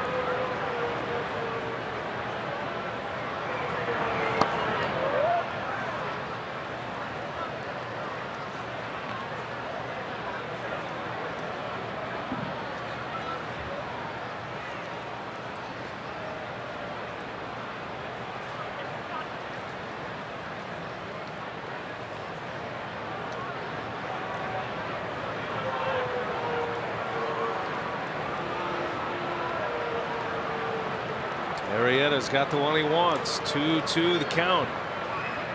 And he misses badly. Got a base open at first. Wonder how aggressive Arrieta will be with Braun with Carter on deck. Yeah, nobody out. I think you got to go after him. I think Contreras was really setting up way off the outside corner on that cut fastball. It's been one of those pitches that Arrieta hadn't been happy with over the course of the year. That cut fastball, a little inconsistent. Full count. And Braun sends one deep to left, way back, and goodbye. Ryan Braun gives the Brewers the lead. A 2-run shot. Number 29 on the season for Braun. And just like that, Milwaukee is on top 4-3. Same spot that he got his base hit to drive and run in the fourth inning. It was inside. Let's check it out. Ryan Braun pulling the hands in on a fastball in 92 miles an hour. Knocks it out of here. That was way back. I had no doubt about halfway up the bleachers. Where's the tug on the jersey? Didn't get it. Didn't see it.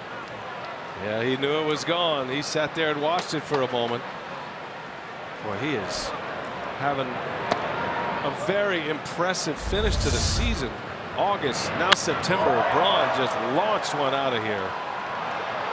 This one goes halfway up the bleachers in left field. 29 home runs, 86 RBIs now for Ryan Braun. Something. 3 today, 3 RBIs. Puts him in the top 10 of the league in homers now.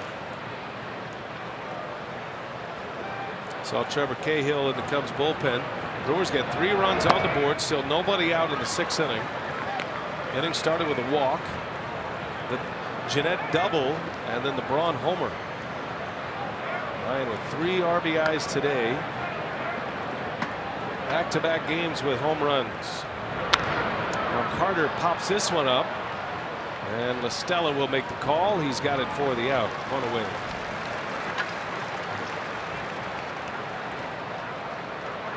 Yeah, 2 pitches, 2 fastballs in on him. And normally, that's the book on Ryan. You try and jam them. That's the way you pitch all good hitters. You try and get in on their hands. And Arrieta's tried it twice. Only 2 for 2 on those pitches, with 3 RBIs and a homer. Hernan Perez. Well, he loves hitting here, doesn't he? There's something about Wrigley Field. I think he gets up for the moments, and in a kind of a sick superstar way, he loves getting booed. Yeah. A lot of stars will tell you that when they play on the road. Energizes him. Braun's had a great road trip. He's got 8 hits and 3 home runs on the road trip. He's not hitting for a high average, but he's had some important home runs on this trip. Remember the game winner in St. Louis. Hit a key home run yesterday as well, and now this one puts the Brewers on top. He's hit 5 home runs against the Cubs this year and a batting average near 300.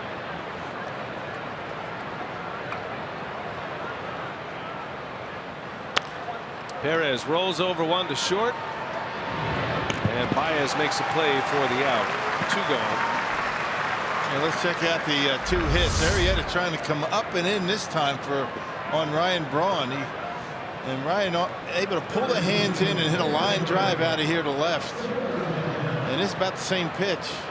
Didn't get it up as high. But Braun able to get good wood on it, knock it out of here. So I guess the lesson learned by Arrieta, don't come inside again. Normally that's the spot to get Ryan Braun, but he's made the adjustment today. Maybe he's a step ahead of the pitcher. All good pitch, all good hitters. That's where you got to pitch them.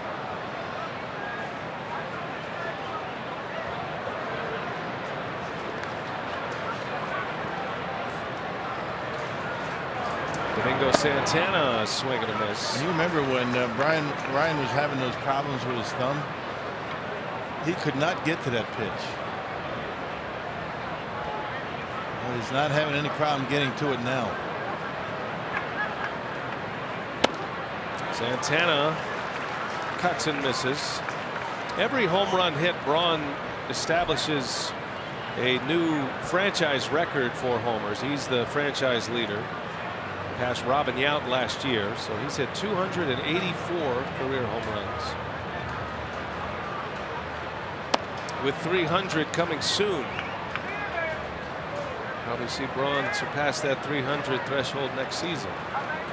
Whether he's going to be doing that in a Brewers uniform is the major question. A lot of trade rumors swirling with Ryan Braun. Well, if there's a deal to be made and they make it this year, he will not be eligible for postseason. Yeah, that ship has sailed for this season. These are probably all off-season deals.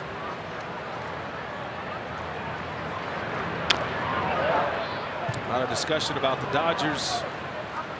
Bob Nightingale wrote a story in USA Today saying that a trade to the Dodgers was likely. Those are pretty strong words. So we'll have to wait and see. Braun's been pretty vocal about the process as Santana draws a walk. So Arrieta coming up to the end here as he walks Santana. Yeah, you wonder if Joe Maddon's seen enough. I mean, has lost the lead. It's not a matter of Arrieta getting a win at this point. I don't think Maddon cares about that. But if he's able to get through this inning, he's thinking, "I'll get a couple of runs. I might be able to sneak out a win." For Arrieta, who's in the discussion for the Cy Young Award once again. Not a guy that you typically take out in the middle of an inning. Arcia takes a strike. Think about Arrieta this year. He might be in the top 5 in the league, in the National League. Top 5 pitchers in the National League. He's probably at this point statistically the 3rd best on his own team behind Hendricks and Lester.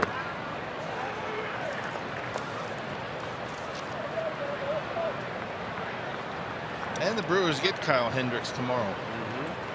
Yeah, he's been something else. The National League ERA leader almost threw a no-hitter in his last start. Arcia with a big swing. He fouls it away. 35 pitch inning. Still not out of it. Brewers have taken the lead with 3 runs in the 6th.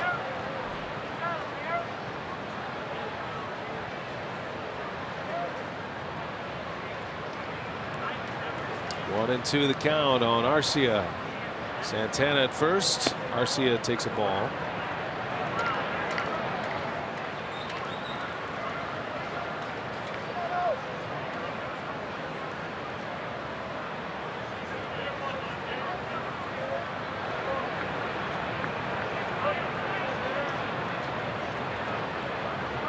There goes Santana. Arcia pops it foul and out of play.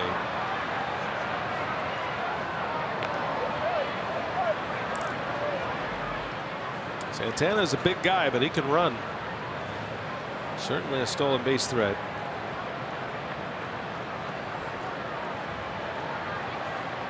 They're really not showing any indication that he's trying to steal. Very modest lead at first base. 2 and 2. 4-3 Brewers. They have come back to take the lead in this inning, and Arcia takes a ball low. 3 balls, 2 strikes. Now he'll be taken off. Full count, 2 outs. Maldonado due to hit next. Arrieta is over the 100 pitch number. Santana goes, and Arcia strikes out to end the inning. But the Brewers strike for 3. Great start to the inning. Jeanette doubled in a run, and then Ryan Braun stepped in and launched one into the bleachers. 2-run shot gives Milwaukee a 4-3 lead at Wrigley Field on a Saturday afternoon.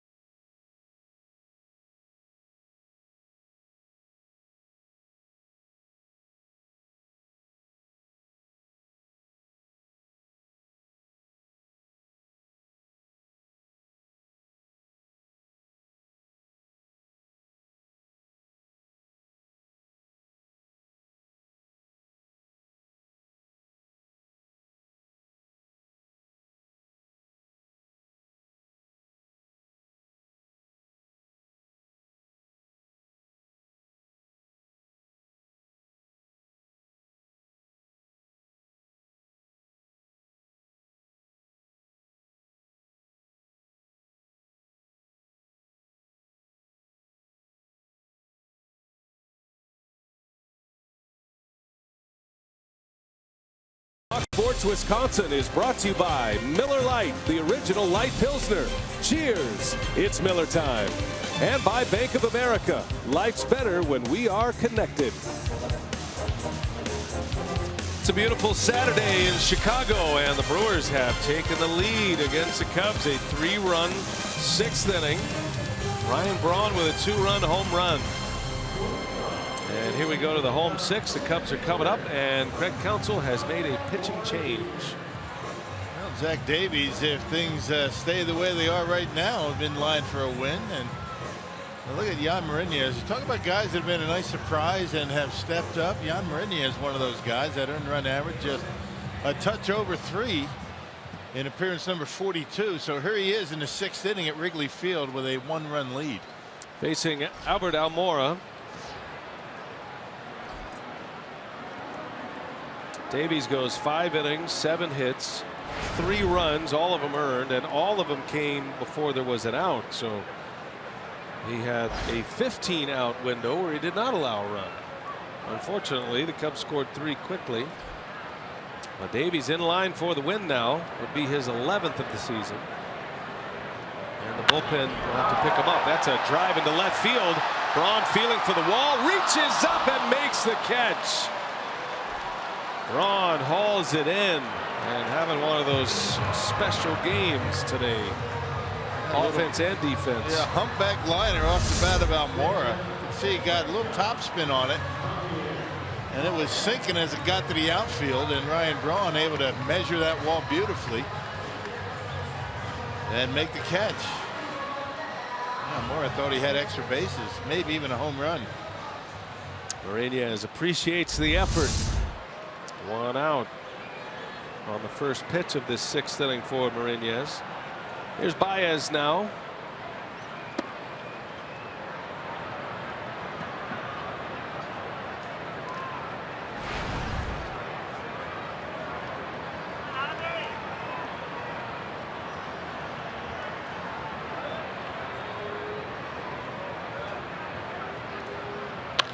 Baez turns on one, a fastball. Rips it through into the gap. He's thinking about 2. He's on his way. And Braun's throw, the tag, safe at second. Let's take a look at that. The throw beat him, but Baez with the Matrix-style tag. Spread the arms out, making a tag a little bit more difficult. Boy, what a throw by Braun. And not too many outfielders can do that. I mean, that's an infielder making a throw from the outfield. Look how quickly he gets at his ball, spins around, and instinctively knows where the bag is. Oh, pretty close. You can see Will Little, second base umpire, right on it. Oh, it looks like he's safe.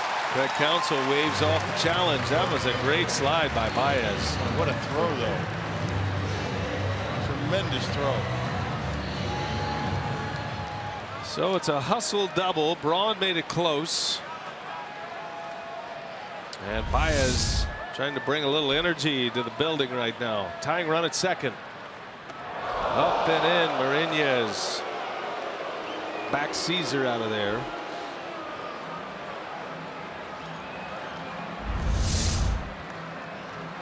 Close shave. Yeah, that's scary up there, huh? One got away from him. Fastball.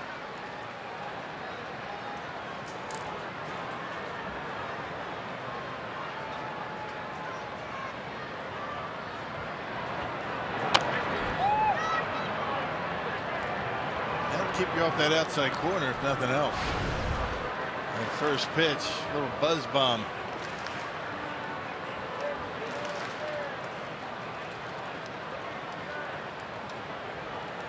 Marinez, 28-year-old Dominican.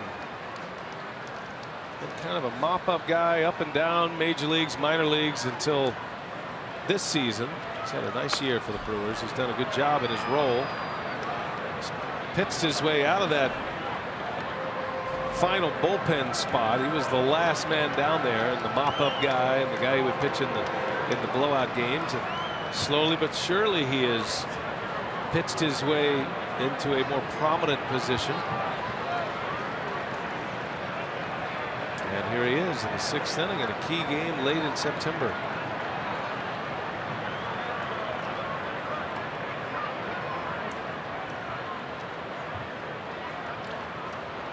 Brewers got him from the Tampa Bay Rays.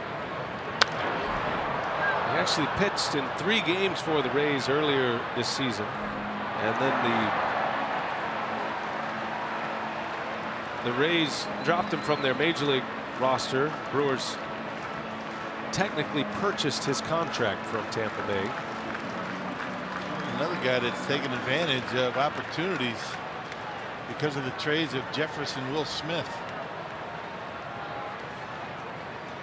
1-2 the count. Caesar lays off.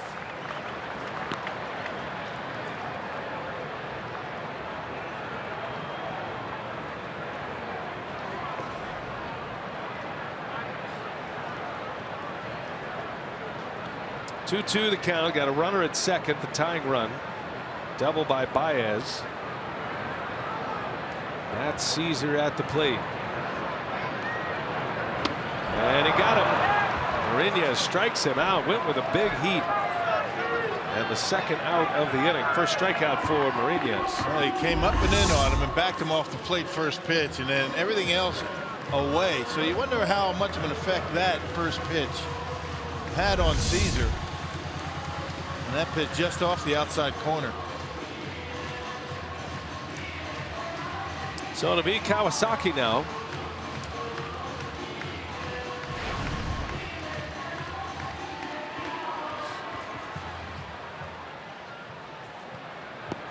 By the way, Rock, to answer your question on how many players have worn 66 this season, there have been 10. 10. This is a high number. That surprised me a little bit. Kawasaki being the 10th. That's right. Puig wears that, doesn't he? Yasiel Puig. You know what? I take it back.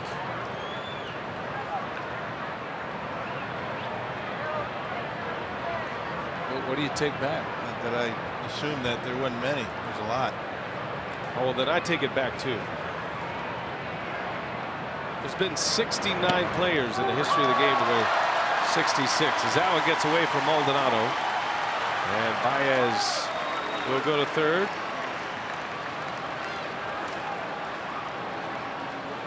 Let's see. He scored that as a pass ball. Pass ball. Let's see.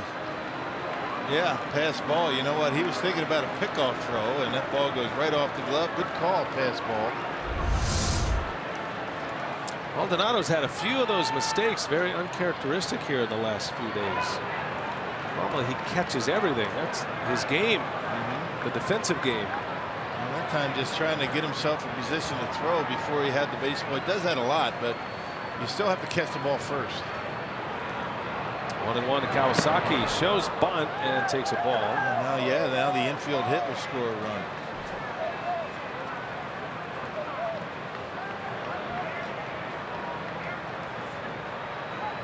Two and one now. Key moment in this game for the Brewers was Kawasaki's double play ball in the 4th inning. 6-4-3 double play. And they've got Davies out of a jam. A bases loaded, nobody out jam. Davies struck out Caesar, and then Kawasaki bounced into the double play, and the Cubs could not score, keeping it 3-1. And then the Brewers scored 3 runs in the 6th. Braun's 2-run homer has them on top.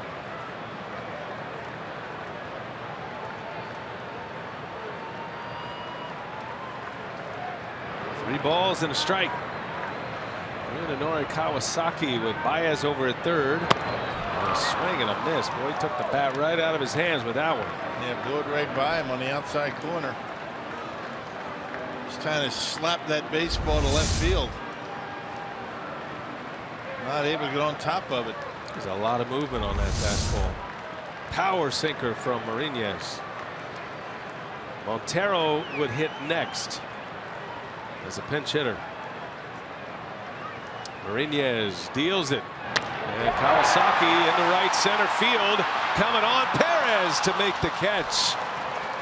Staring into the sun, Perez makes the play. Mariñez puts up a 0, strands a runner at third, and the Brewers maintain the lead.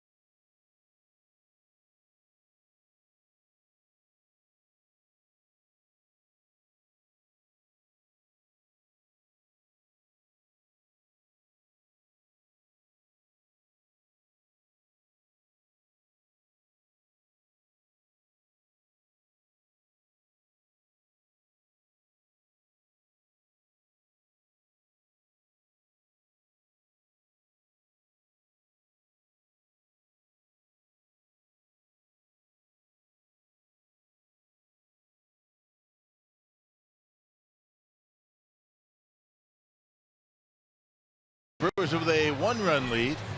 Hey, keep up with the crew wherever you are with MLB.com At Bat, the official app of the Brewers, featuring live broadcasts, scoring updates, breaking news, and more. Download At Bat today, free for your smartphone or tablet. I was able to keep up with the game yesterday on my MLB.com At Bat app.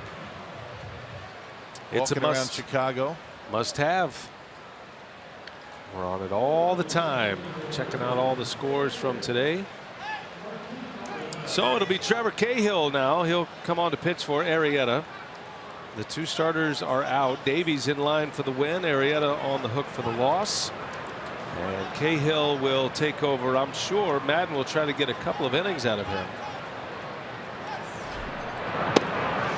But then I look at it, and his spot is due to lead off in the 7th. Yeah, right. Well, you would think if he was going to do that, and he might have double switched, Which he did not.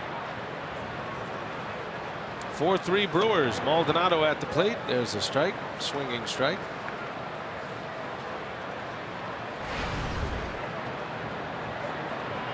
Arrieta goes 6 innings and surrenders 4 runs. There's a liner right to La Stella, and Maldonado is out.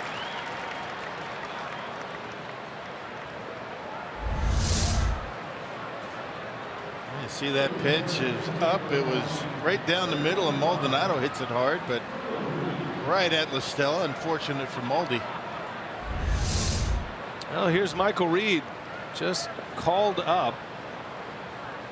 Technically from AAA, but the AAA season ended 12 days ago. He's been home in Texas. Probably pulled him out of a deer stand somewhere. He might have. That's got to be a great call to get. You think your season's over, you didn't make it to the big leagues, and then you get that phone call on the 16th of September yesterday, and here he is. Broxton broke his wrist on a play in center field yesterday. Kurt Neuenhuis has an abdominal strain. So the Brewers, even with September call-ups, found themselves a little thin in the outfield column. Didn't take him long to get here, did it? Problem is he hasn't seen live pitching since September 5th. That was his season at Colorado Springs. 8 homers, 45 runs batted in, 248 average. Playing all of the outfield spots mostly.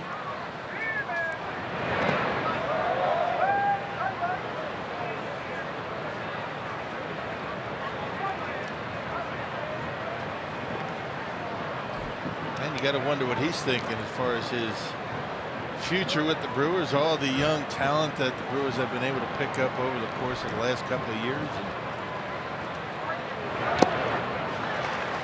Now Reed is down on strikes. 2 up and 2 down for Cahill. Well, nobody sees sports quite the way Colin Cowherd and Jason Whitlock do.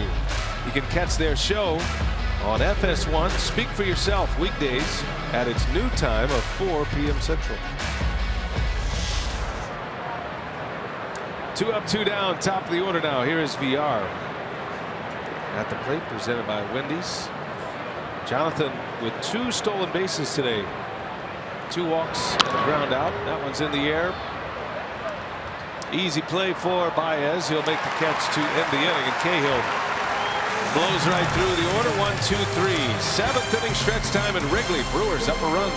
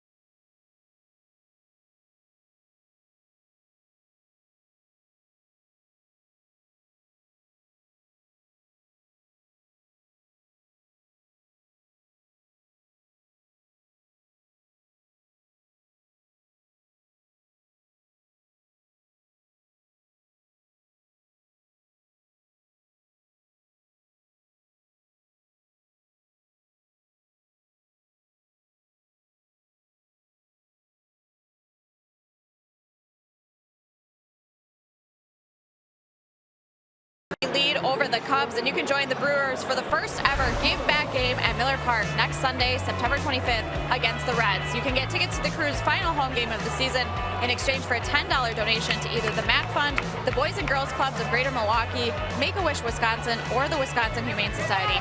Tickets are still available, so be sure to visit brewers.com/giveback. And BA and Rock, Rick Schlesinger, the Brewers Chief Operating Officer, is sitting just behind me here at Wrigley Field. He told me that they've already sold nearly 30,000 tickets for the game. They would certainly like to push that to as close to a sellout as they can. So tickets are still available, and all for a great cause with that Give Back game. Yeah, no doubt. Want to push that. Folks, come out and join us.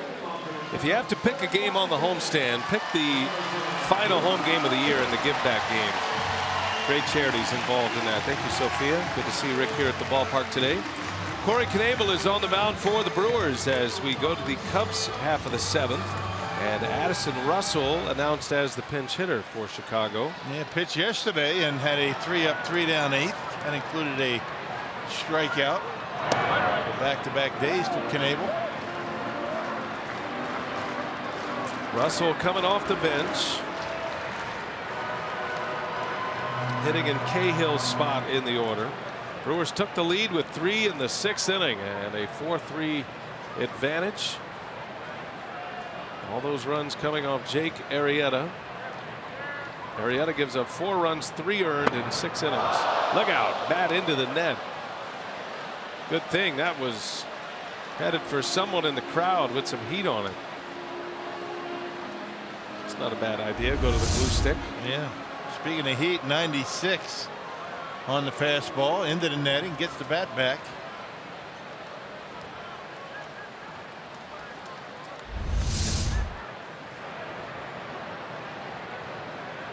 Russell with 20 home runs this season. 92 runs batted in from the shortstop position. There's a called strike. 1-2 now on Russell. You know, and you don't really look at Russell and say this is a big run producer, but when you look at this guy, those are incredible statistics. He's been hitting right in the middle of that order, usually 5th. And a lot of base runners to drive in with the talent ahead of him, and he's done it well. On the ground to 3rd, Villar makes the pickup. Russell is retired, 1 away. It's that curveball that's been very inconsistent for Knebel. He's able to get the out there on that curve. And he's able to throw that curve effectively. That's when the fastball becomes even more unhittable, especially at that velocity, 96, 97. Top of the order, Tommy La Stella now. His 4th at bat. He's 2 out of 3 today. Getting the start at 3rd base while Brian plays first for Rizzo. Back to that curveball for Knebel.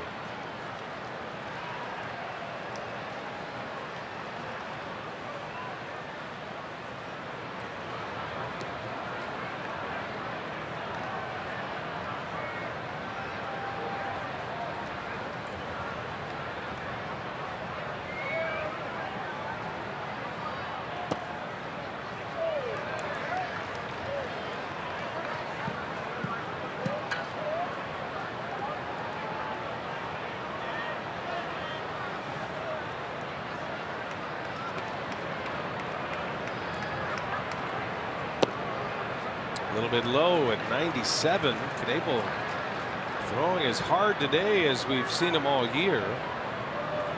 Spent the first 2 months of the season on the disabled list with an oblique injury. Maybe rushed his comeback a little bit. He was ineffective. They sent him down to AAA and he got it together there. And then he came back and he had a really good run on the mound. But that turned this into some struggles as the calendar turned to September. And at one point in September, late game key situations had given up runs in 4 out of 5 outings. So now he's in a little bit of a rebuild mode right now to try to get his stuff put back together, his confidence back up. So far it's worked. He's had 3 outings in this particular role. He had emerged as the Brewers setup man.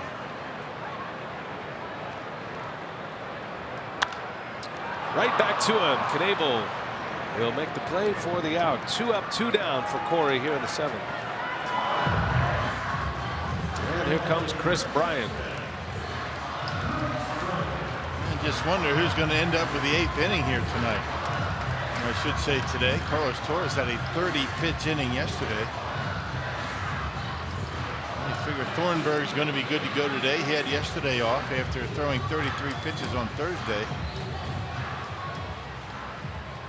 And we'll see.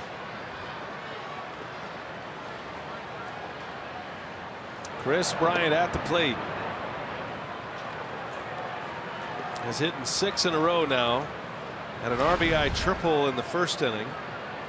Was hit by a pitch his last time up. He did strike out earlier. National League leader in homers. He's tied with Nolan Arenado of the Rockies. And Bryant takes a strike.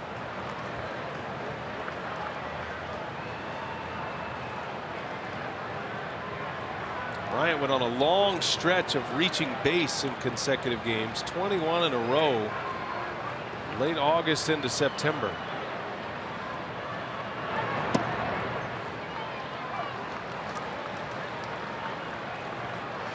And while he benefits from those behind him, specifically Anthony Rizzo directly behind him on most days, those behind him certainly benefit from all of his trips on base. Yeah, without a doubt. Hitting 296. I figure he'd like to finish over 300. At or over 300. Bryant is the National League leader in runs scored. He's 3rd in total bases. 7th in hits this year. His name is all over the National League leaderboard. There's a curveball strike. Buckled his knees. And it's 3-2 now on Bryant.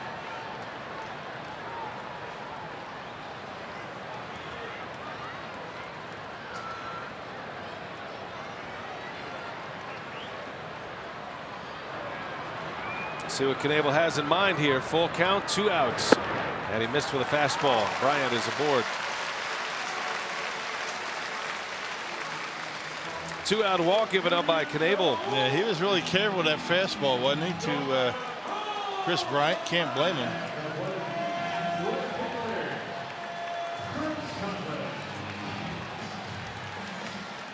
Two strikes that he threw to Chris Bryant were both curveballs. So that'll give Coghlan a swing. With 2 outs in the 7th inning, he hit a 2-run home run in the first off Davies. That gave the Cubs a quick 3-0 lead in this game. The 5th pitch of the game for Davies. Coghlan hit it out to right. And then Zach settled down, pitched well. He went 5. Didn't allow another run. And right now he's in line for the win. Chance to beat Arrieta and Wrigley. Yeah. Zach only had 1 3-up 3-down inning. That was the 3rd. He had a bases loaded, nobody out. In the 4th inning, got out of it. He got that pitch count up quickly.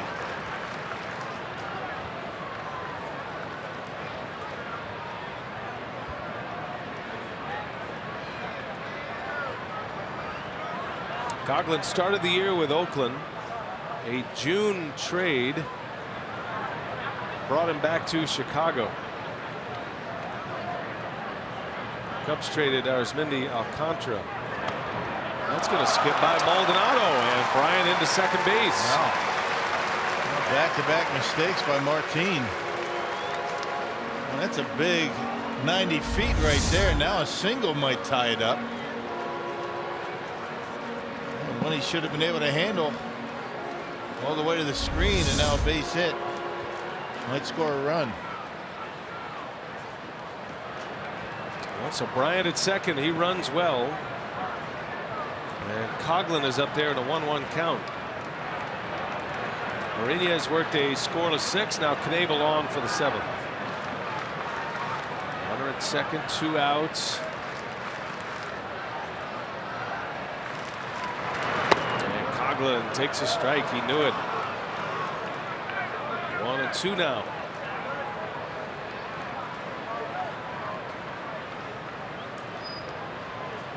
Former Rookie of the Year, Chris Coghlan. He won it in 09 as a member of the Marlins. They were known as the Florida Marlins back then. Let's see if he can bounce this curveball here. Coghlan doesn't bite. Curveball bounces. And it's 2-2 now.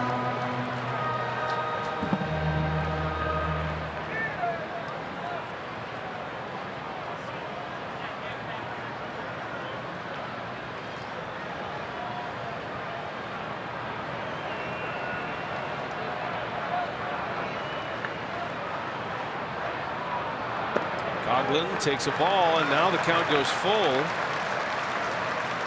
No activity in the Brewers bullpen. This is Knebel's inning. Retired the first two hitters quickly. The pinch hitter Russell, and then he got Tommy La Stella. Contreras is due next. Full count, 2 outs. Coghlan takes a cold strike 3. Knebel surprised him with a fastball, and Coghlan is out, and the inning is over. And for the second consecutive inning, the Cubs strand the tying run in scoring position. Knebel with the 96-mile-an-hour heat might have got the benefit of a call, but the inning is over, and the Brewers still lead.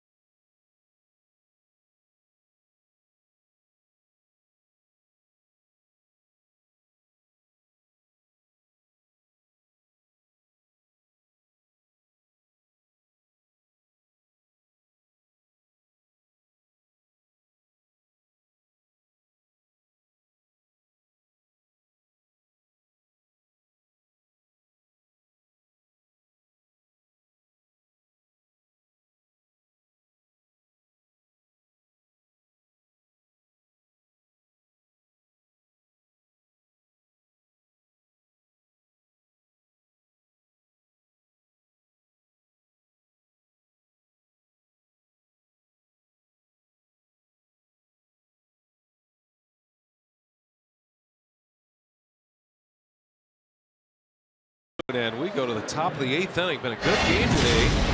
And how about Brewer pitching, getting out of some jams? This was a double play, a 6-4-3 double play with the bases loaded. Then in the 5th inning, Davies on the mound.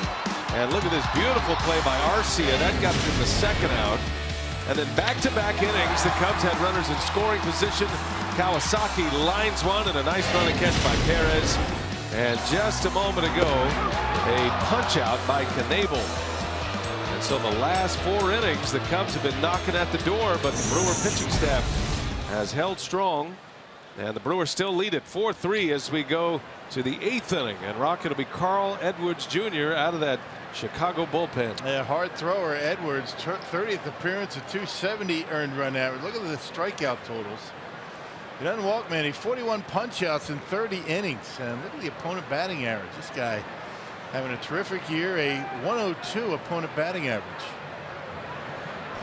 Edwards has emerged as a potential closer for the Cubs. They have Aroldis Chapman in that role right now, and he'll be a key free agent. But the Cubs have found lightning in a bottle with Carl Edwards Jr. Came to the Cubs in the Matt Garza deal at 13. Jeanette greets him with a base hit, though, down the right field line.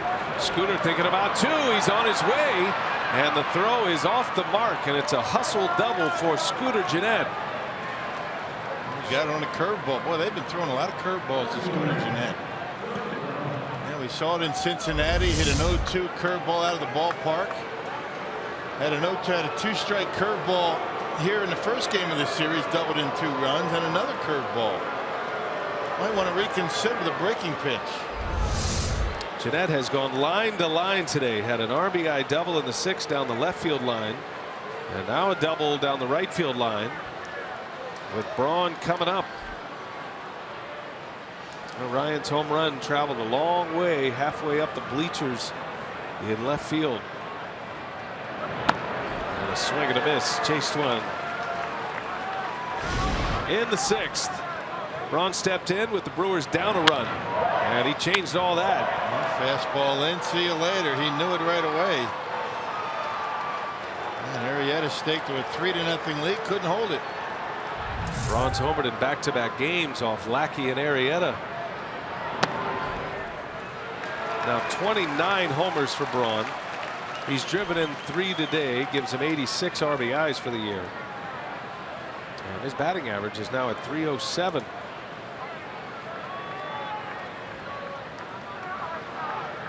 Key insurance run out at second base. Braun would love to pick him up. And that one is inside for a ball. Cubs are staying in there on Braun, even though he's hurt him twice. And that one in off the plate. Just a bit, not much.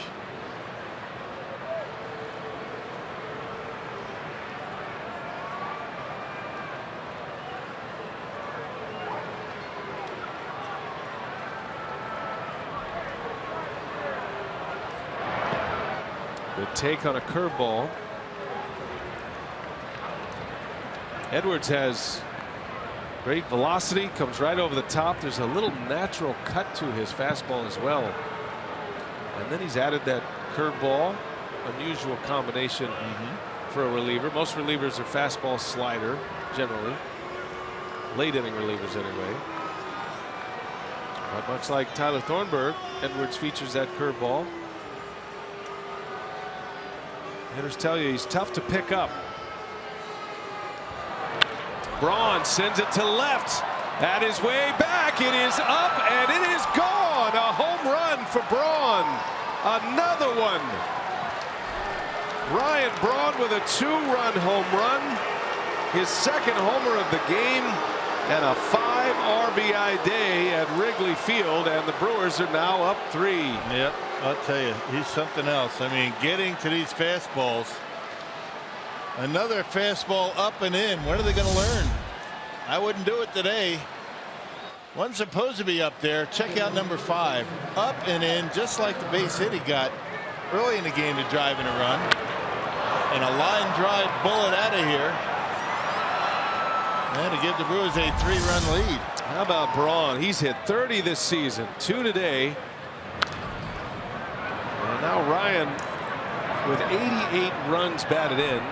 Man, what a game. He's made a great catch. Came within an eyelash of an outfield assist. This is one of his better games of the season. 5 RBIs. And clutch RBIs as well. One home run that gives him the lead, another that gives him some insurance. And now he has an opportunity to not only have 30 home runs on the season, but inching closer to a 100 RBI year.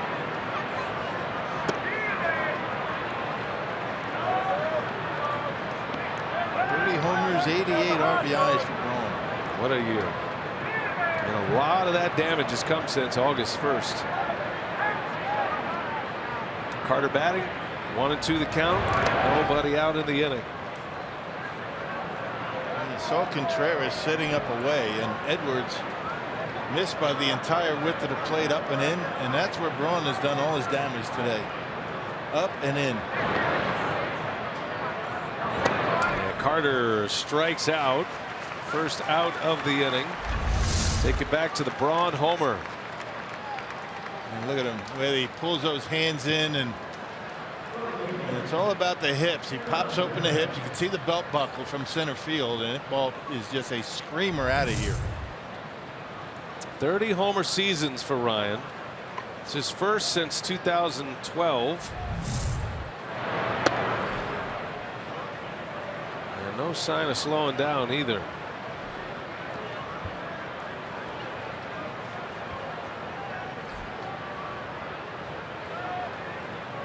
Perez with one away. The Brewers have Wrigley Field just the way they want it.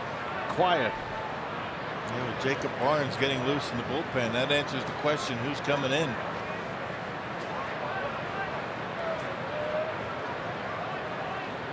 Ball one strike on Perez. He's 1 for 3 today. Little half swing. He goes 1-2 now.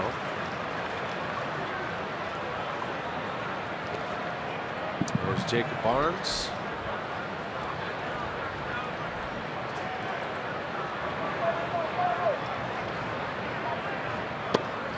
And Perez strikes out. Back-to-back Ks for Edwards.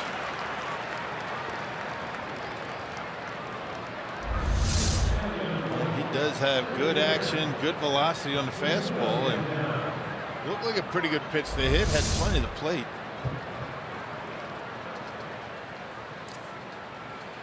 Two gone. Edwards will face Santana now. Spins one in for a strike.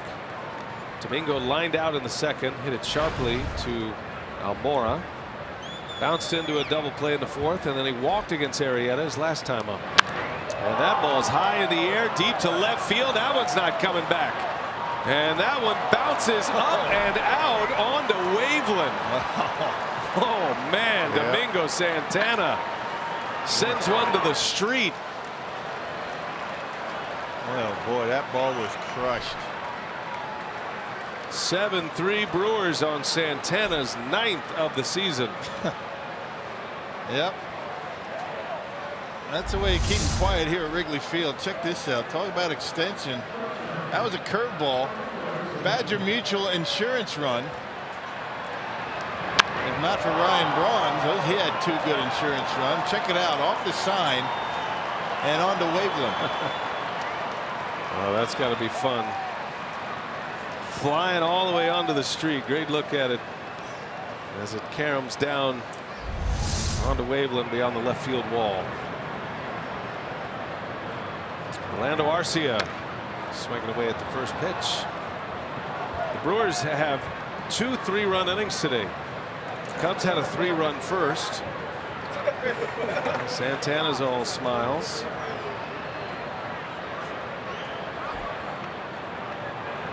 Santana's so tall he can barely walk in the dugout. He's 6'5". Yeah.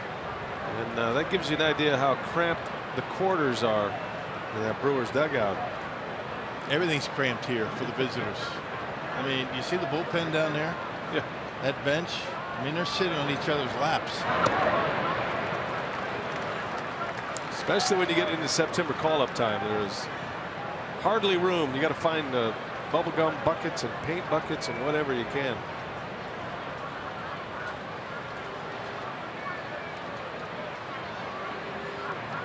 What an inning for the Brewers. What a comeback today. Down 3-1 against Arrieta. That looked like a tall task. Edwards strikes out the side, but the Brewers score 3. And Ryan Braun is the story today. 2-run homer that gave him the lead in the 6th. That was off Arrieta. And a 2-run home run that stretched the lead in the 8th. Brewers now up 7-3.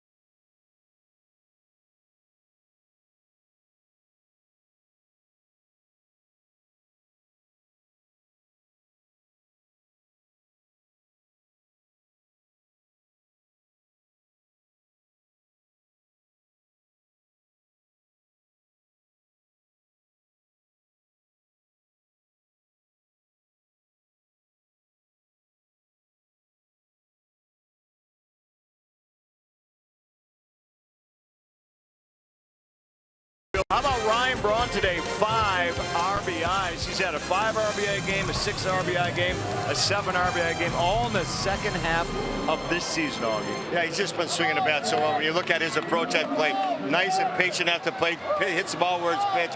Look what he's done the last 2 games. 3 home runs in the last 2 games, swinging the bat very well. What a steady season for Ryan Braun, to say the least. And the Brewers trying to get the second game of this series. And we're going to send it back upstairs to BA and Rock, guys. All right, Craig and Augie, thanks. Ryan Braun in 42 games since August 1st, 16 homers, 42 runs batted in. Well, he has caught fire in the final 2 months of the season. Yeah, the impressive thing for me, the pitches that he's hit out today. Fastballs with something on him, in on him. That's normally where you want to pitch to Ryan Braun, but not today. Normally he likes the ball out over the plate, home runs to center, around the right. Just crushing the ball inside today. 5 RBIs for Braun gives the Brewers a 7-3 lead. Santana's hit a home run as well. Jacob Barnes in to pitch for the Brewers. Contreras the batter.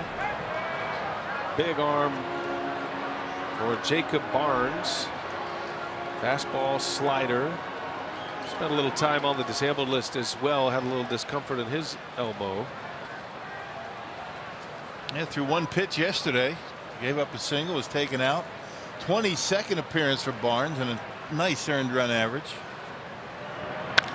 Contreras into right. Perez is there. And out number 1 here in the 8th inning. Well, let's check out today's time of the game winner. It's Coral Lanes in Rothschild, Wisconsin. If they call the Brewers by 8 o'clock tomorrow morning, they get 40 tickets to an April or May 2017 Brewers home game. This offer courtesy of the Tavern League of Wisconsin and Miller Lite.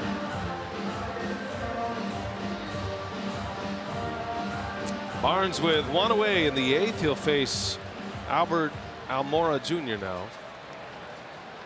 Starting center fielder, the young prospect. Big prospect in the Cubs system. He's swinging the bat well today. Actually was the guy that got the hit off of Barnes yesterday.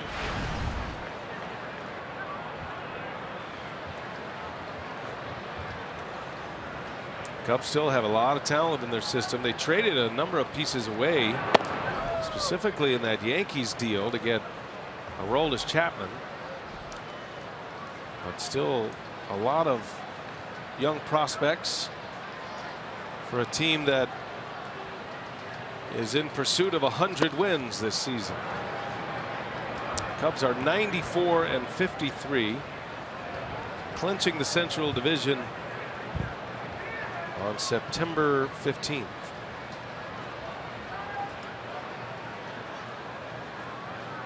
One and two to Almora. 2-2 now.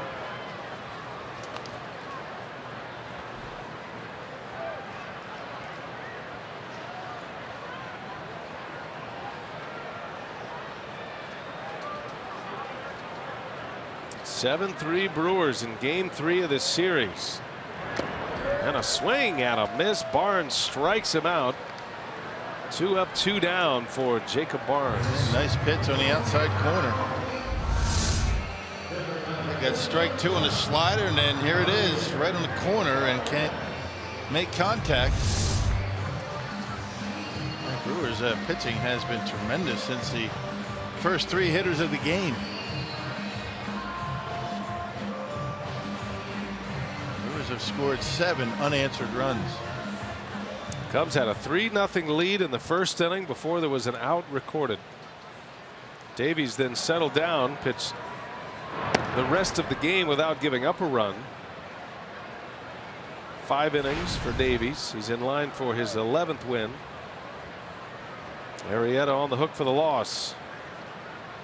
Bullpen's been able to pitch out of some jams, as we showed you, and now the Brewers adding some insurance. Baez up there with 2 outs. And a big swing and a miss. 97. You could see a lot of potential in Barnes if everything keeps progressing as it has. A guy who is a bit of a wild card. He was a late bloomer because he didn't pitch much and didn't have much command. That one's hit well into left field, but Braun is back. He's got it, and that will retire the side. And Barnes, impressive in the 8th. 3 up, 3 down with a K. To the 9th we go.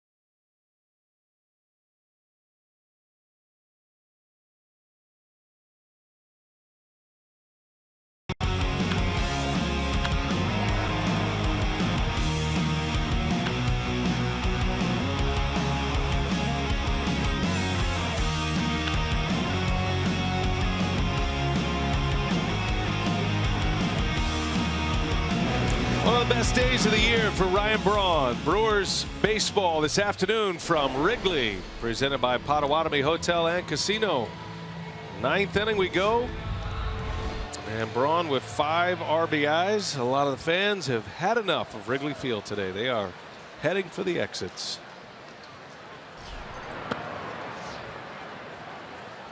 Now Brewers will send Maldonado to start the 9th, and then a pinch hitter. Looks like Manny Pena will bat, and then VR.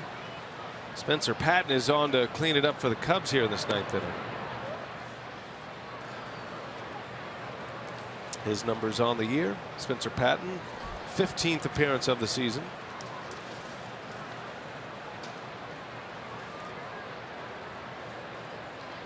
Brewers were down 3-0. Got a run in the 4th, an unearned run off Arrieta. It's a pop-up. Kawasaki is back. Coming in is the right fielder Caesar to make the play for the out. Kawasaki hit the eject button right there. He was out of there in a flash. Yeah, well, Caesar coming in hot, calling it off, and Kawasaki, number 66. Pulls a shoot. He says, I'm out. I'm done. Take it. One away in the 9th. Patton will face Manny Pena. The Brewers will send up a pinch hitter. Don't forget, tomorrow, final game of the series. And then the Brewers will finally return to Miller Park Tuesday. Take a day off, a well-deserved day off on Monday. Already? Been a long trip. 11 games, 3 cities.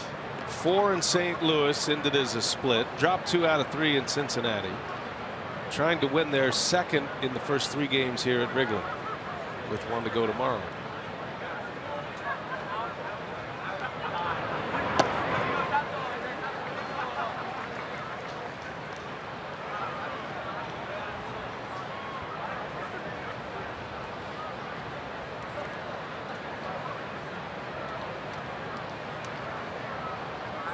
One and 2 to Pena.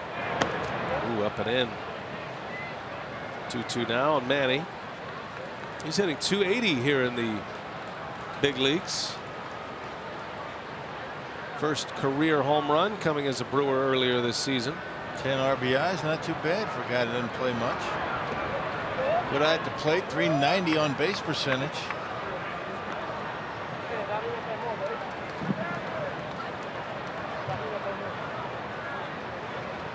Pena has put himself into the conversation for next year. Now he and Andrew Susac. See what happens with Maldonado. Inside, and Pena draws the walk. It's a good day's work. You come up, sit all day, get a pinch hit appearance, and a positive at bat. He'll draw a walk to set it up for Villar. Villar's had a nice day today. He is without a hit, but he's walked twice, and he has 2 stolen bases, which brings him within 2 of the National League lead. Villar with 56 steals. Billy Hamilton has 58. That stolen base crown is realistic for Villar this season. I'm not sure if Hamilton's going to play the rest of the year. He's out with an injury. His oblique, right? Yeah, oblique injury. Had a concussion earlier in the season. Yeah, those things have a tendency to linger. They say it's a solid 3 weeks in most cases. That's why it was a little surprising when Jeanette came back in 2 weeks. And he might have rushed it back a little bit. He was not swinging the bat well his first couple of weeks back from the oblique. Corey Knebel was out a month with an oblique injury.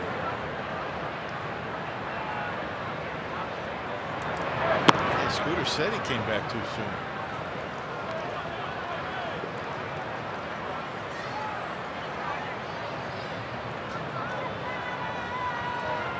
(3-0) to Villar. Baseball gets loose. I'm always worried about the first base coach at Wrigley Field. When you have relievers warming up, Carlos Subero is in a very dangerous position. And if you worry too much about what's going on behind you, Villar might hook one. That's right. He is in a no-win spot. You can also take one from the pitcher as well. He's in a very dangerous spot. That's why they wear helmets. Villar takes a ball, and he walks for the 3rd time today. So he is aboard, 2 on with 1 out. Our Miller Lite What's on Tap. We're back at it tomorrow for the finale of the series right here on Fox Sports Wisconsin.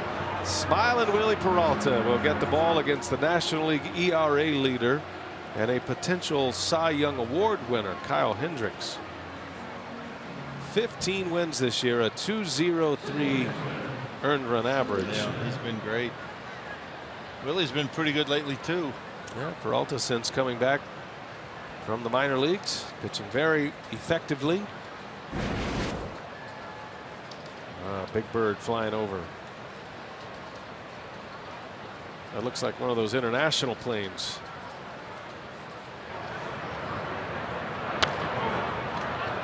Jeanette swings and fouls it away.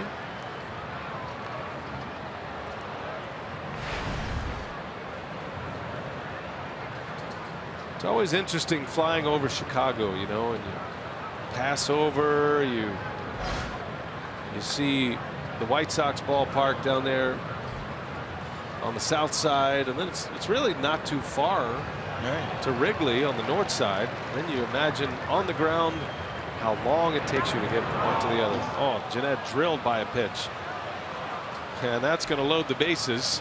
And that's going to bring Ryan Braun to the plate with the bases loaded and a chance at a little history. Trying to come inside is Patton. Didn't want to throw him a breaking pitch and got Scooter right on the leg, right above the knee.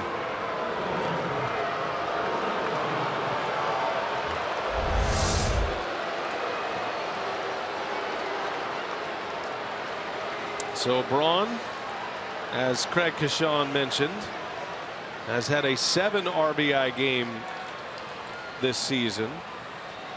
About a 9 RBI game today. Well, he's got a chance at it.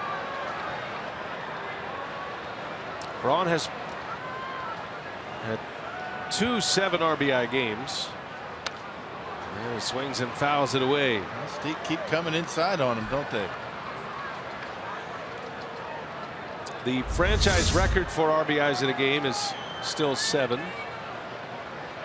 Braun's done it twice. He also had a 6 RBI game earlier this year, back in August against the Reds.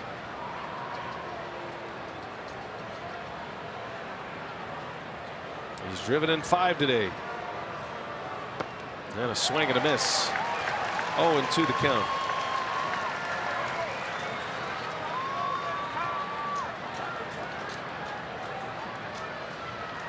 Brewers had a 3-homer, 7 RBI game from Aaron Hill against Cincinnati early in the year. That was in Cincinnati. Hill now playing for the Red Sox. 0-2 to Braun. That's normally where Ryan likes it, out there, outer half.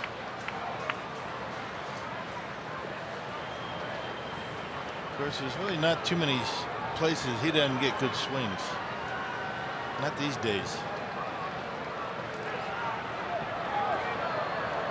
Baseball comes free from the Brewers bullpen.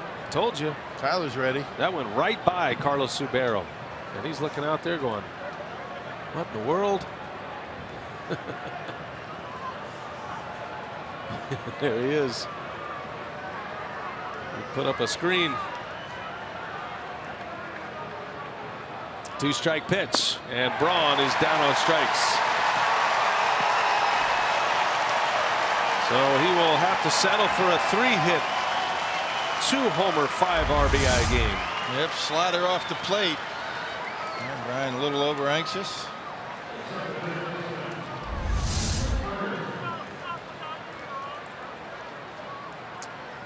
Second out of the inning. Here comes Carter.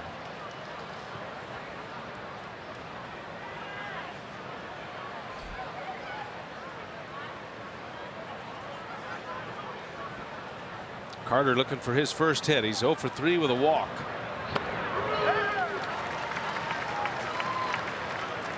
Carter's got Braun right on his heels now for the Brewers home run lead. Carter with 34, Braun with 30 now.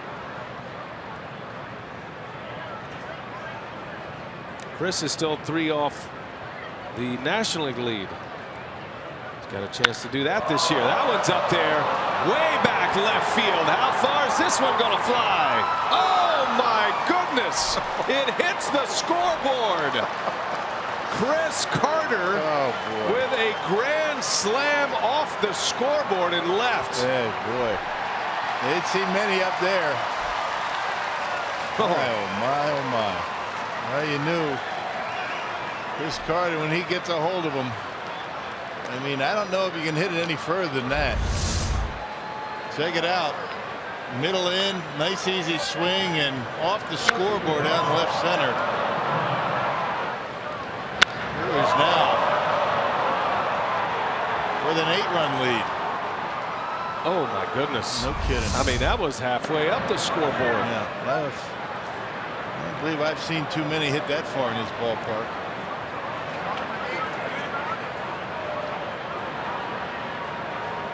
Wow, that was impressive.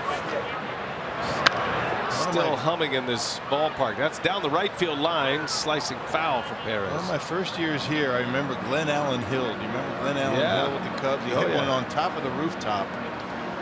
Yeah, right down the left field line. I'm not sure that that one was much further than the one that Chris Carter just hit.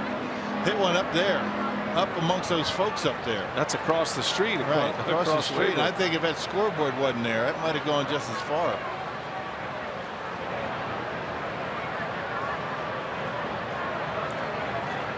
(11-3). The Brewers have opened this thing up in a big way. And it's Carter who had come into that at bat 0 for 3 with a walk, who turns this into a great day. A grand slam, his 35th homer. Now 86 runs batted in. Perez strikes out. The inning is over.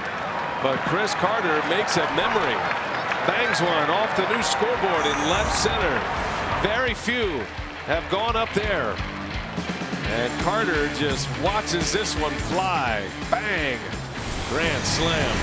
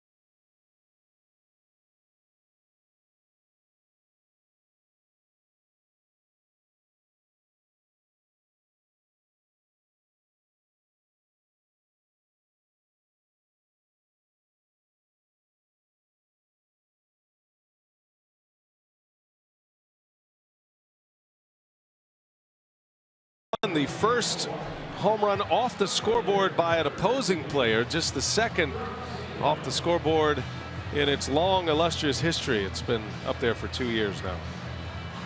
Rob Scahill is out to try to finish this one off.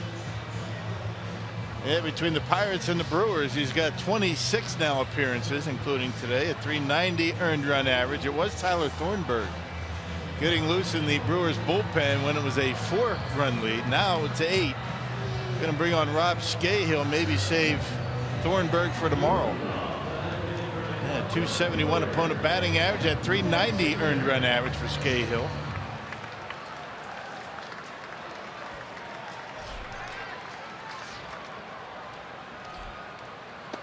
There's a swing and a miss. Matt Caesar leads off. There have been 3 home runs to have hit the scoreboard. Chris Bryant has 2 of them. Did it against the Nationals last year, and he also hit it earlier this year. And now Chris Carter.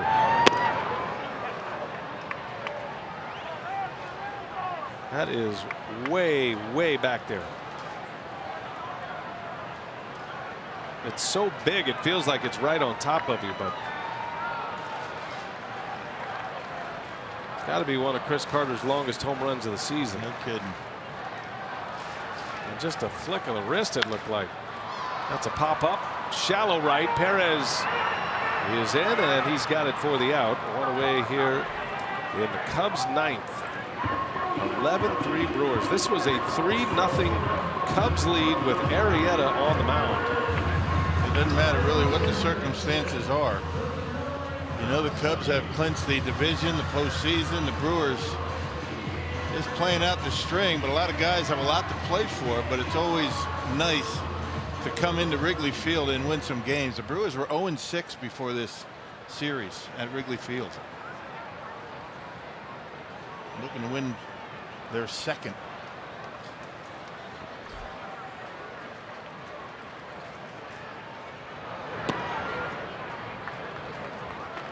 Scahill facing Kawasaki.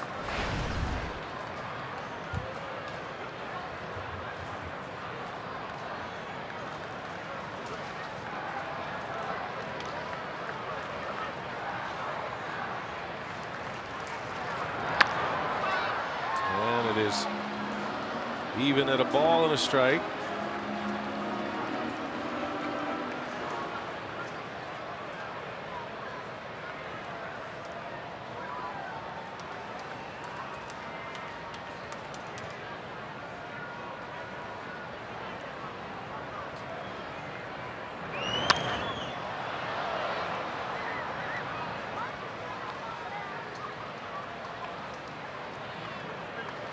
Brewers get 2 homers from Braun today, so he's sitting on 30 homers, 86 RBIs. check that, 88 RBIs. And now Carter with 35 home runs. And Carter with 86 runs batted in. There's a swing and a miss, a strikeout. 2 up, 2 down for Rob Scahill.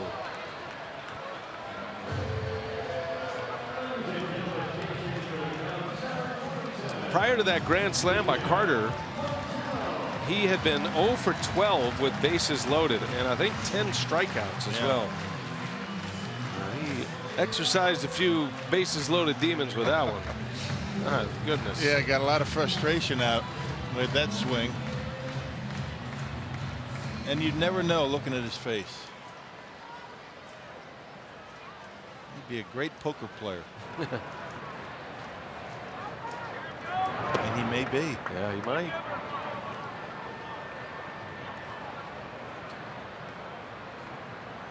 Well, he strikes out a lot, but he is the Brewers home run leader right now in impressive fashion.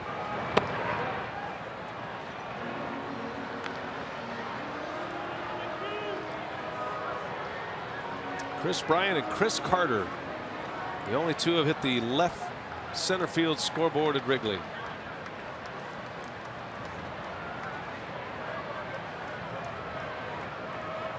Cubs down to their last out with Montero, who hit the walk-off yesterday at the plate.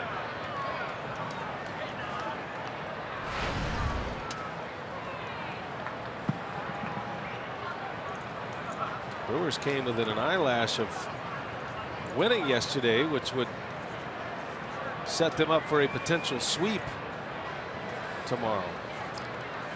But it didn't happen. Montero ended it in extra innings right off the end of the bat, and that is going to do it. And the Brewers win impressively today at Wrigley. A runaway. They were down 3-0 early with Arrieta on the mound. Ryan Braun with 2 homers, 3 hits, and 5 RBIs, and Carter with the exclamation point, a grand slam. And the Brewers win this one 11-3. And now, Rock, they have taken 2 out of 3 from the Cubs. They could win the series here tomorrow. Yeah, no kidding. The Brewers